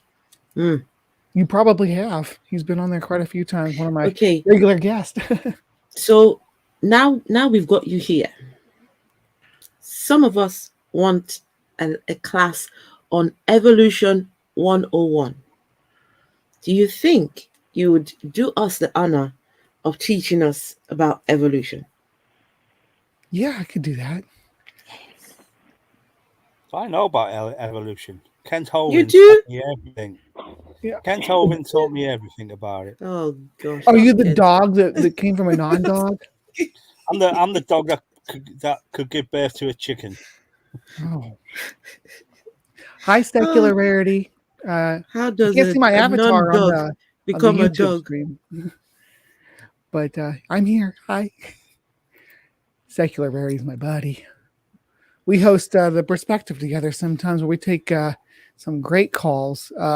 Yeah, we could definitely set something up for like an evolution class. I might even be able to bring some people on to help me out. I would love that.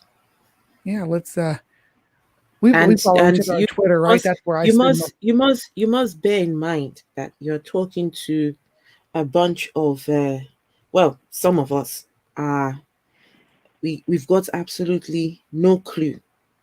Could not tell you nothing at all. So have you watched anything of Kent Hovind?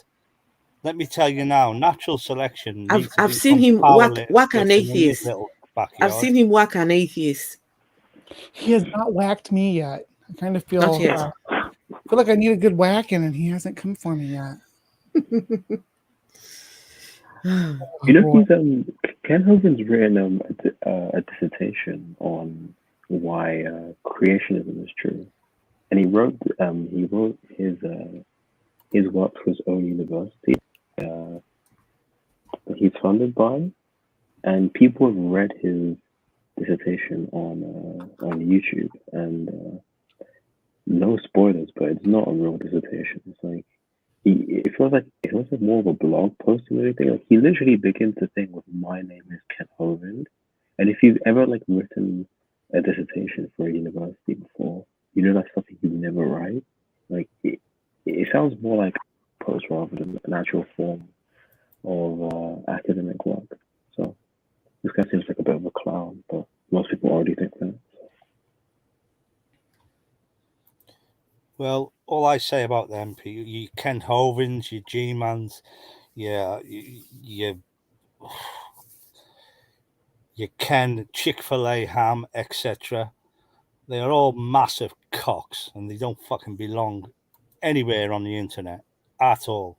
They actually lower the standard of education among human beings that have sustained at quite a high academic level for centuries. Suddenly the internet it's pulling people down into their class of fucking thinking, and these are guys that have got thousands of followers, thousands, who listen to their bullshit. I mean, reading Answers in Genesis trying to explain Noah's Ark story is fucking hysterical. I mean, that shit is comedy gold. And people are like, oh, yeah, that's probably about right. It's fucking not. But that's religion for you. And that's what it's Atheist Day. We're allowed to take the piss out of them today because they're wankers, a lot of them. Cult following idiots. You guys are aware of the... Okay. Can I just point something out in the chat? So Tonio Time Daily says living religion has improved my mental health. Sanity is good. I've had him on my channel, and we've had a really good conversation. And this comment right here just really is the highlight of everything.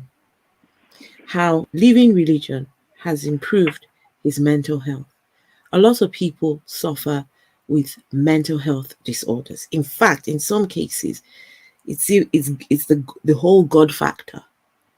Can you imagine living your life every day trying to please this God? Everything you do, 24/7, He is right there, watching your every move. Whatever you do is never good enough for this God. The people who claim that there's a heaven, there's a hell, they're not sure that they're going to make heaven. You live in a perpetual state of subservience to this creator. Of course, you will have mental health issues trying to please this non existent deity. And so, for me, Atheist Day is about celebrating people who have come away and can say something like this: my mental health has improved. Can I say Well done something to about you. that too? Yes, please. I do. I actually, I'm not going to say too much about it, but I work in the pharmaceutical industry, and mental health medications are one of the main things I deal with. But uh, you'll hear a lot of claims from religious sectors that atheists are unhappy. Just look, they're all medicated. They're all on mental health medication. They're miserable. No, it's that they're finally getting treatment, because when you're part of the church, from what I understand, I've never been part of a church myself, there's a real pressure to be healthy and to glow and just show how happy you are as a Christian. You don't seek help from doctors and pharmacists. You seek help from the church, and they will provide you the guidance you need. If you have a mental health crisis, they're going to have you praying, not seeking out a doctor for medication. Can I also add that the other side of the coin to that as well, that leaving, and I'm living proof of this, leaving religion can give you serious mental health problems. Well, I used to pick fights with anyone. I had all this rage and anger. I had to get out. Absolutely, in the end, I got it together. Mm. You know, I started reading about religion, especially the Catholic Church. I wanted to bring them down, and I've read so much about their. I want the Catholic Church to step up for mental health care. I would love Oh, to see some kind of yes. announcement from the Yes. Pope about seeking proper mental health care, about requiring their clergy members to when they talk to people in confession, to recommend those sort of treatment efforts to be made to help people. We're in the middle of a mental health crisis right now, and religion's not doing anything to step up and help. Well, Pope Frank said on Twitter, he said, "Let us all pray for the people of the Ukraine." And I said, "Frank, mate, prayers do not work. If you were choking on a grape and a simple Heimlich maneuver would save your life, would you want me to save your life, or get on my knees in front of you and fucking pray for God to come and fucking pat you on the back? Fucking idiots they are. They pray for these people, and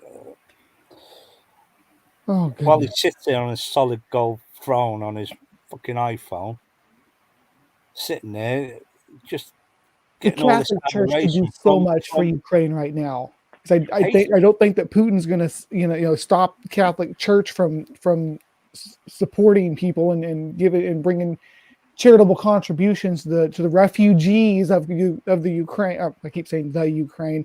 I grew up in the U.S. and we were taught that it was the Ukraine in school, of Ukraine. So I apologize if I keep mislabeling the country, but the Catholic Church could step up and contribute a lot just to helping out the refugees.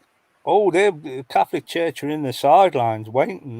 They Catholic Church embraces poverty and war, and they embrace it. Their involvement with Hitler was incredible. Their vaults are full of Nazi gold and then Swedish francs.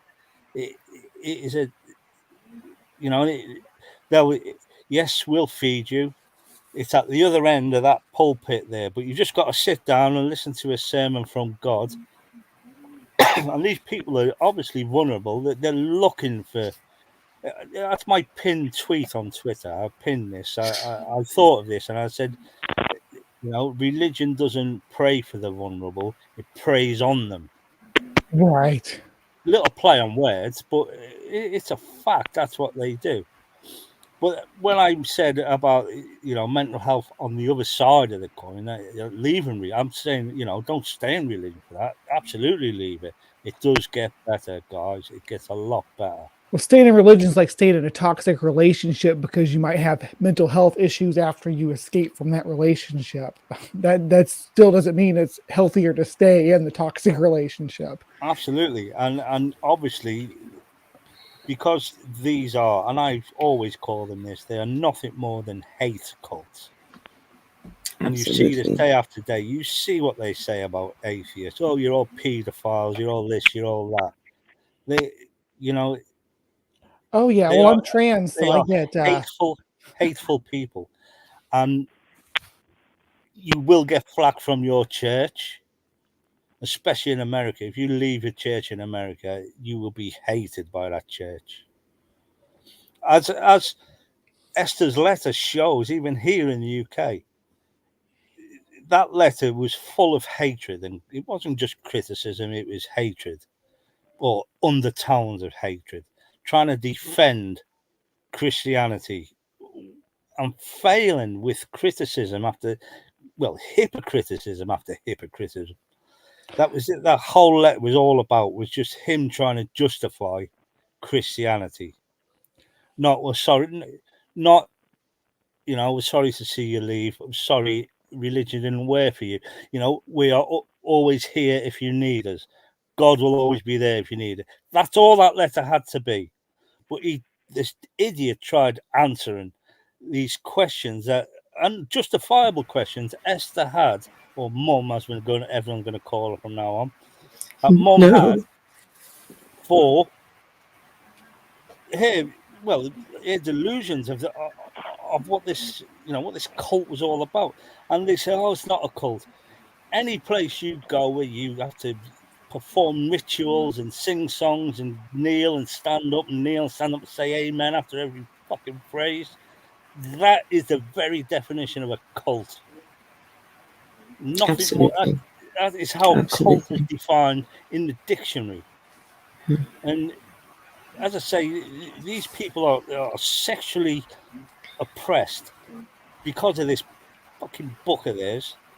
I wish they'd just read another book, preferably a science one, especially one on evolution, but they would never understand it because religion is a cop-out to reality. Why is the sky blue? Now, a secular, a thinking guy would say, oh, I don't know, I'll find out, oh, is it refraction, is it this? And they'll find out. To say God made it blue is a fucking intellectual fucking cop-out. And right. Religion. Real quick, I just want to say I gotta bounce. I just wanted to say bye real quick, and also say I'm so happy that I got to be here when Steve McCrae's manager came in here and went total fanboy for you, Esther. It was adorable. You have a big fan there. You have a nice fan base out here anyway. All these beautiful people out in your audience. Thank you. When we do, and I already sent you an email just to make sure I didn't lose your email address. So there's an email that says, let's do it, that I sent to you about doing the evolution course. Let me make sure I've got it, so we can arrange that. We would do evolution 101. I will come with my notes. I shall be here with my notes, ready to take notes. Yes, and if you have any specific questions, you want to send an email to me, so I can. I have a whole Twitter group that I'm in of evolutionary biology people. I got like Gutsick Gibbon and just a walking fish and all these science majors and biology majors and stuff in there. So hit me up with any questions that you'd like to go over. Hang on. I will. Before you go, are you sure you've got the right email? I haven't got anything. Let's see. It should be from I'm xcreeper113x. at gmail.com. Okay. Yeah, but I copied and pasted it from where you put it in the side chat. So I haven't received anything. okay. Maybe, but you've got my email. Just maybe try again. If I don't respond, just maybe send something again later on. Yeah. All right. Yeah, we will. And we can set something up. Thank you. Thanks for coming. I really appreciate. Yeah, it was fun. Good to see you, dog. It's always a pleasure. Every time I'm on a stream with you, you always teach me something. You're awesome. I love you. I love to teach. I love you to bits. You're brilliant. And just keep it up. I mean, seriously, keep up what you're doing.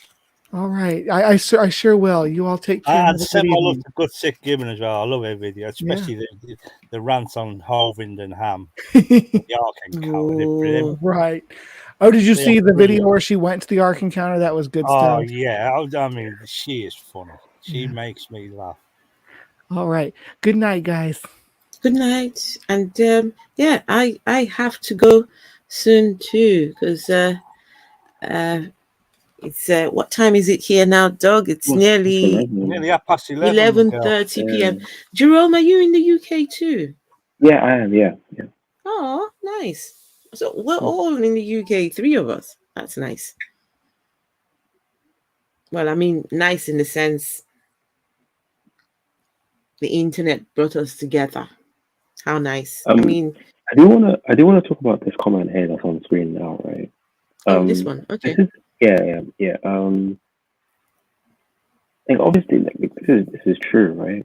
And this is why I think that when people say that when I say that the letter that you received is pretty poor in terms of being able to communicate a message, right? But we're gonna run into like loads of issues because from their perspective, that's like the best way to go about doing this, right? Like proselytization is the main aim of the religion, right?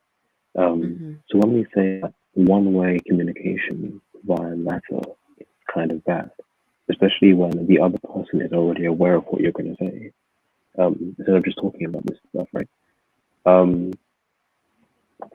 Like comments like that are true, but we're just going to run into like an issue where they're going to say that they need to preach and to say that it's not useful because we already know all the stuff. Yeah, but Jerome, there's always an extreme. There's always an extreme to that scenario. I mean, you know, like in Esther's case, she's questioned the belief system of another human being, and he's tried to justify that with a rather indicting and with undertones of hatred letter to her to say, you know, at the end of the day, you're wrong. God is the way forward. You're wrong. That's basically all he said, and he didn't have to say any of that. But he tried sticking up for his religion. Yeah, I do agree that it probably would have been better to say what you said, to what he just says. I appreciate your like concerns, and I'm here for you or whatever, right? But from their perspective, they need to throw stuff at you because it's like bad. Like you get punished if you don't believe, right? So they feel bad for you for leaving. So in these situations, like it's hard for us to see where they're coming from. Like obviously, it's like really, really unhealthy to send these letters to people.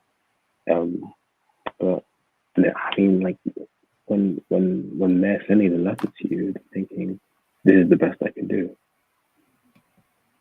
So. They can hardly hear what you're saying, Jerome. Oh no! Sorry. Yeah. Basically, what I'm saying is just it's just like their worldview and your worldview are going to be completely different. Like they think that proselytization is a good thing, and we tend to not because we don't think that people get punished for believing the incorrect things, right? So. I agree to a point, mate. That when you say, you know, they have a duty to try and persuade you back into the religion, but they do it in a fantastically hateful way. That why would you want to go back? They can't justify. You know, you're questioning the religion as nonsense because you when a Christian finally reads his Bible, not the fundamentalist theologists that make excuses for the shit that's in the Bible, but when they try to read it, if they bothered reading their Bible, they may come to some of their own conclusions other than the interpretation that they've got from their pastor, for example. Then they can question themselves. But yeah, they obviously a preacher or the reverend as wrote Esther that letter, about her misgivings of Christianity, to be fair. And yeah, we will single out because Esther's a Christian. The fundamental, he got down to the fundamentals of religion. He literally dismissed the first 11 chapters of Genesis as myth. But the very question before, the very paragraph before, went on about God created the earth. How that's just how hypocritical is that bollocks? Hypocrisy 101. Mm-hmm. He tried to skate around the Noah story, but he had to address it because he was addressing Esther's forebodings on the religion that she loved and that she was happy being with, to a point where it drove her insane. The thing is, he can't question that. He dismissed the flood as a worldwide flood. He got the whole scenario of it wrong. He said there's actual proof that the flood happened. Archaeology, yeah. Oh gosh. Yeah, archaeologists have proved it. And how? Well, that's what I said. Did they find bones wearing scuba suits, goggles, and snorkel? There's no archaeology. There's no archaeology in that region. No. Especially like in Egypt and all that Middle East. Where did he get the trees from? It's been a desert for thousands and thousands of years. Yes. Mm-hmm. A million years ago, it was lush and full of vegetation. But because the way the trade winds were and the access of the earth, the sun has hit it on an angle where it dried up. But we're talking over millions of years. We're not talking it happened only a couple of thousand years ago because Noah cut all the trees down to make his fucking super yacht. We're talking about in millions of years of evolution that has eroded that turned it into a wasteland. There was never the wood there to make a boat, a 400-meter long boat that could fit two of every animal. Can I read two comments really quickly? And we'll try and just say our last words and bring the live stream to a close. So this comment here by Tonio Time Daily: religion treats people with disabilities badly. People who are on the autism spectrum, like myself, are considered demon-possessed. Ableism in religion is sickening. And because Tonio Time Daily said this, I'm going to reveal, not reveal, but I'm going to disclose something to everyone. And that is my 12-year-old is on the spectrum. My 12-year-old is autistic and has a combination of special needs going on with him. He's got the best care. He's got the best treatment. I haven't got to pray no single prayer. He's got the best team, and I'm so thankful that Tonio Time Daily. And then wait, hang on. Before I start talking about what I'm thankful for, let me go and see another comment here by Steve McRae, manager. My nephew has schizophrenia, and his medication is extremely effective. The biggest obstacle I had to overcome and cut off was my family that said he just needs to Pray about it. Yeah. This is what we're talking about. See, When this is religion all over, Esther. And I have to admit, the mental health institution in Great Britain is phenomenal. It's fucking brilliant. They are on that. Fair enough, certain surgeries and whatnot, you're on a waiting list. But where mental health is concerned, we are on the ball in this country. We do get on that straight away. But saying that, you're talking about a cult that looks at indifference as not for God. It looks at disabilities and trans and gay and all them other 100 sexual genders as wrong, as an abomination to God. You know, God is perfect.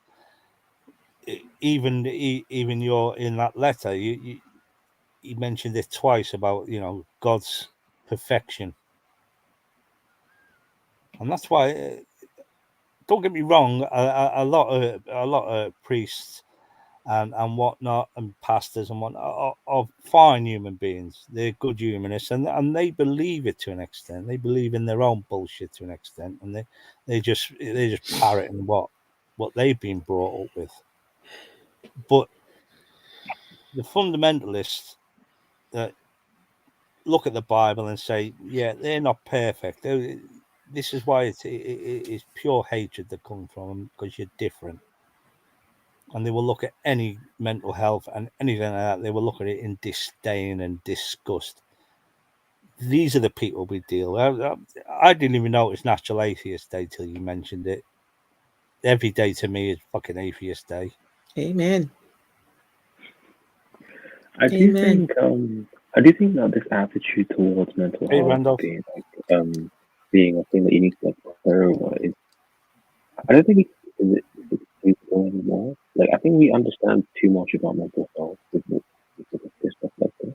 I think it's just laziness, to be honest. Like when one says that like autism is like demon possession or something, like if you said this 100 years ago, you might think that this person is being like unreasonable, but you can see where they're coming from because you don't know too much about it, right? The exposure to what mental health issues are like for people, we know too much about it now. So when people like Greg Locke, if you guys know who that is, yes, the one who's talking about witches in his church, exposing witches. Oh my, we could talk about Idiots. that for like an hour. It's actually not. Idiots. When he says that he before that he said that that like autism is demon possession. He literally said this in his church, right?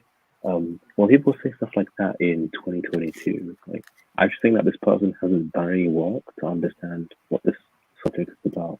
Like, I genuinely think these people are just too lazy to understand what's going on. Jerome, I'm sorry to interrupt, but you're saying some really good stuff. I can hardly hear you. Oh, too bad. Okay, I'll just say it again. I guess I might need to shout. I think that these people are just too lazy to understand what mental health actually is, and they attribute their laziness to demon possession, basically. Demon possession, yes. Yeah, they're just too lazy to understand what's going on, so they just. Can you imagine? Can you imagine? I have a video on my channel in Nigeria where people with mental health disorders are taken to church and mosques, and they're put in chains to be preyed upon. Some people are locked up because Jesus is going to heal them. Allah is going to heal them. These people need, listen, you know what? I think at this point, let's bring this to a close, because when we start these conversations, we'll never stop. But then there is I tend to do live streams in the evenings when it's quiet. The kids are doing their own thing. They can't be bothered with their mom. I'm just can come on here and do something. So yes, these conversations will carry on, and like Doug said, Today is not only it's not the only atheist day. Every day is atheist day. Every day is a day you get to celebrate. And I'm hopeful. I'm hopeful. The future is bright. More and more atheists are right now in the making. More and more will wake up. Especially for me, I'm passionate about Africans. I'm sorry, guys, because that's where I'm from. I'm passionate about Africans. I'm hoping, I'm hopeful that a lot more people will start to see the light that they can live without religion. They can live without the God factor. So, guys, But if you just want to just Esther, say your last words and let's bring this to a I just want to quickly close. say about Africa. Africa's taken a massive step backwards, don't you think? Absolutely, All I these agree with these you. pastors that are popping up all I over the place agree in with Africa you. are taking a giant leap forward because they've realised there's Mm-mm. money to be made out of religion. But the effect it's Gosh, having on their congregations, where they're going back to killing non-believers and killing gays, can you basically imagine? executing them. I mean, that's just backwards. They've just gone backwards now. And especially the Catholics, they're doing it a lot over there. These African Catholic religions are killing gays. Why? But anyway, we know it. I know it as a hate cult. I hope everyone else knows it as a hate cult. They hate atheists. They hate anyone who's different, who doesn't fall in line with their fucking ridiculous beliefs. It's as simple as that. And if they Oh, don't, and they'll to put answer theology and to philosophy answer to it. Sorry. to answer Randolph, yes, those people were all of them were locked up against their will. Um, but it's a country where religion is priority. A country where Sharia law overrides the law of the land. It's a conversation that it's still being had right now. Um, ah, it's completely different when you talk about human right violations in those parts of the world. It's not a thing. It really is not a thing. So, where do you begin? Where do you really begin with that? Interesting. Anyway, guys, can let's just bring it to a close and Yeah. It's been conversation fun, One. Esther. continues. It's been a good laugh. We've had a good laugh. We've touched on some pretty serious Yes, subjects, I think.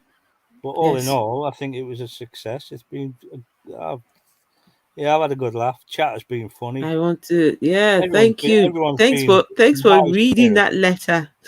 I wasn't going to I'm so read happy that. you read that, by the way. I'm so happy you read Oh, that. thank That was so you. good to read. One thing I want to say is like give me like a minute.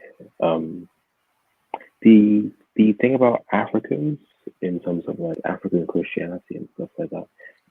That's the reason why I enjoy your channel so much. Is because you never hear about these things Mm-hmm, on YouTube anyway. At least from what I view. So mm-hmm. um obviously I'm part African, right? So I kind of have like an identification with that sort of stuff. Um, it might not be as big a problem in Ethiopia as it is in like Nigeria, for example, but I still understand that um, the African context is completely different to the West, I guess, right? So I do appreciate what you do, like a lot. It's Thank really good. you. Thank you very much. Thanks for the And also, support. sorry about my like volume and stuff. People tell me that I should speak louder, and I just forget. Yes. So my bad, my Hmm. bad. It's Scapegoat Iscariot talks about the Africans and black people. It's a shame when I see someone like G Man. It breaks my heart. It's so heartbreaking, absolutely. To see a black man tell a white man that he will happily be his slave because he agrees with slavery in the Bible because God says it's okay. So he Did he say? will in G-Man said that, yes. Oh, okay. I just found that video, I guess. G-Man said that to Matt Dillahunty on the Atheist Experience. Can No you imagine? way. Absolutely, yes. No way. Oh, listen, do me a favor. Type in Google G-Man, the Atheist Experience, slavery. Oh, no.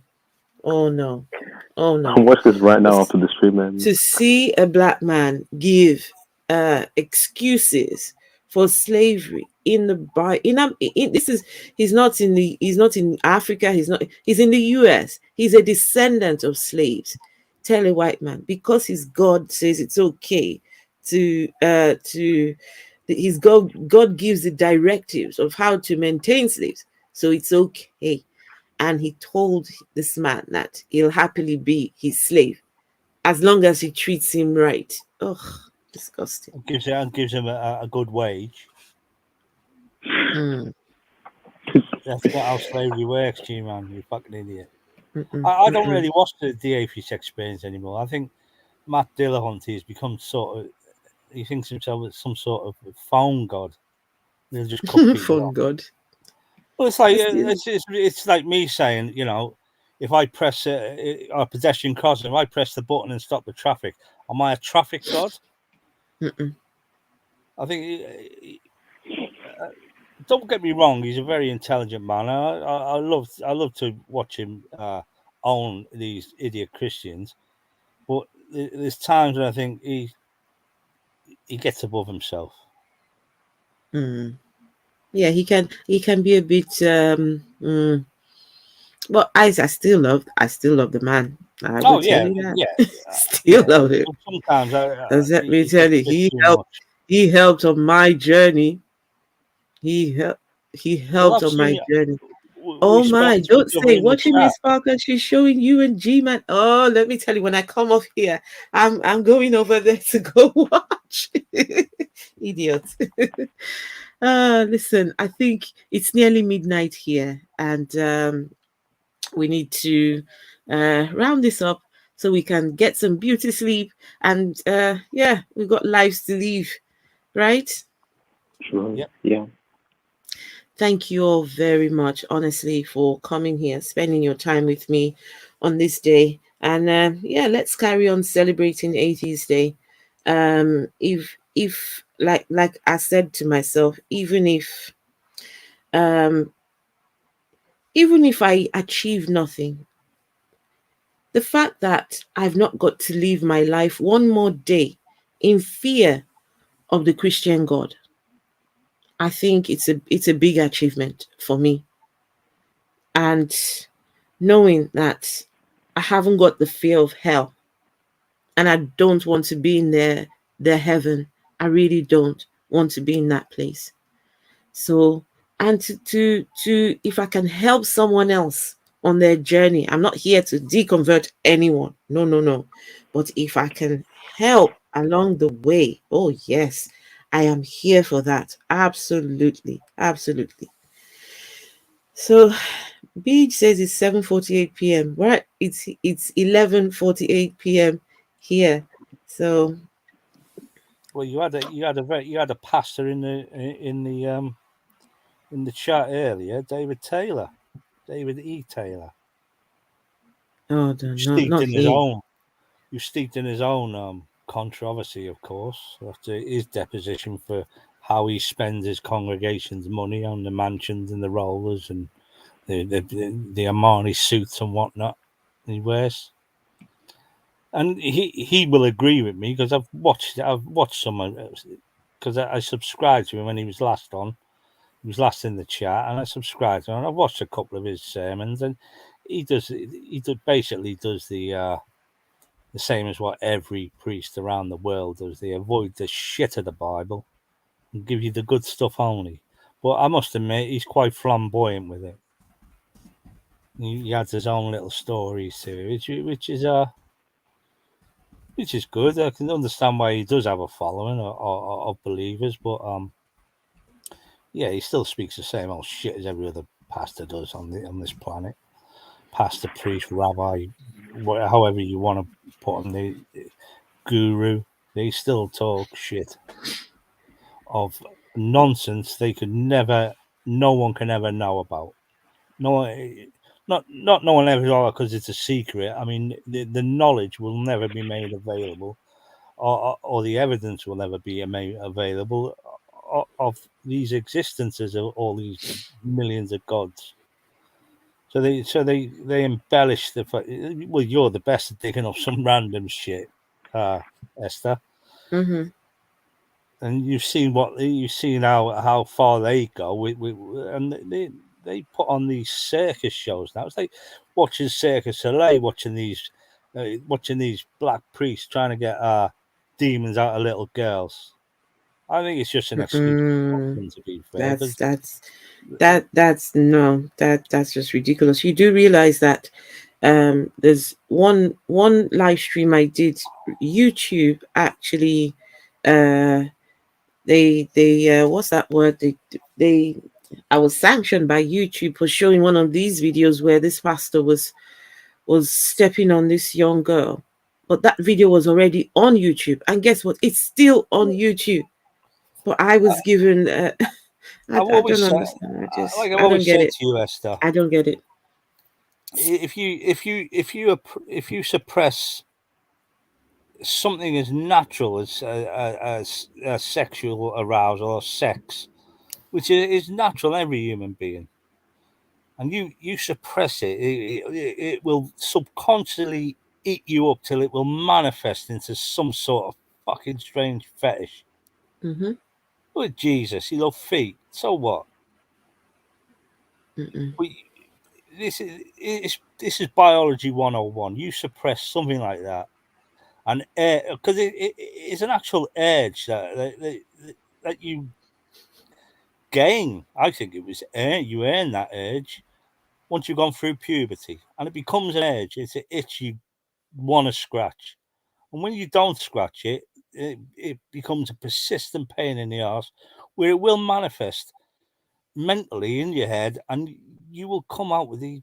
You'll find, and you've seen it with them washing them naked women, and that other one showing them wrong sexual positions by actually physically pretending these sexual positions on that woman. Remember that one? That's what they do, and it's wrong. No, They, Krishna, they, actually, Krishna, they actually become Krishna. deviant in themselves. They become sexual deviant in themselves, and that's what Mm-hmm. suppressing that natural urge does to people. It will just turn you into a deviant. Anyway, Krishna, it wasn't copyright. It was apparently what they said was because there was a child, something to do with a child being abused in that video. So it wasn't copyright. So yeah. Anyway, guys, I think that's us done for today.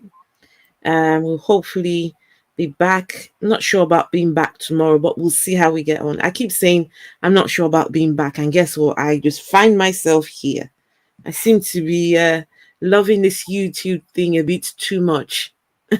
we love you, Esther. All right, guys. I love you too. Love all of you. Thank you very, very much. And guys, just keep on being rational people. Keep on asking those questions. They ask the how, what, why, where, when. Those basic questions. We all deserve to know truth. We all deserve to know the truth. So yeah, that's me. And yeah, thank you all, and see you all hopefully. If not tomorrow, I'll be back next tomorrow, guys. Oh no, Thanks, no, everyone. no, no, no. Actually, no. Tomorrow, no, no, no. I just remembered. I got something to do tomorrow, so no. I'll be back in. Just watch this space. I will say there's tons of videos coming. I'm working on a few videos at the moment. All right, guys. Good night, Well, and I'm going to see you scratch at all. the front door, and hopefully I'll be taken for a walk. So Okay. I can go and have a shit.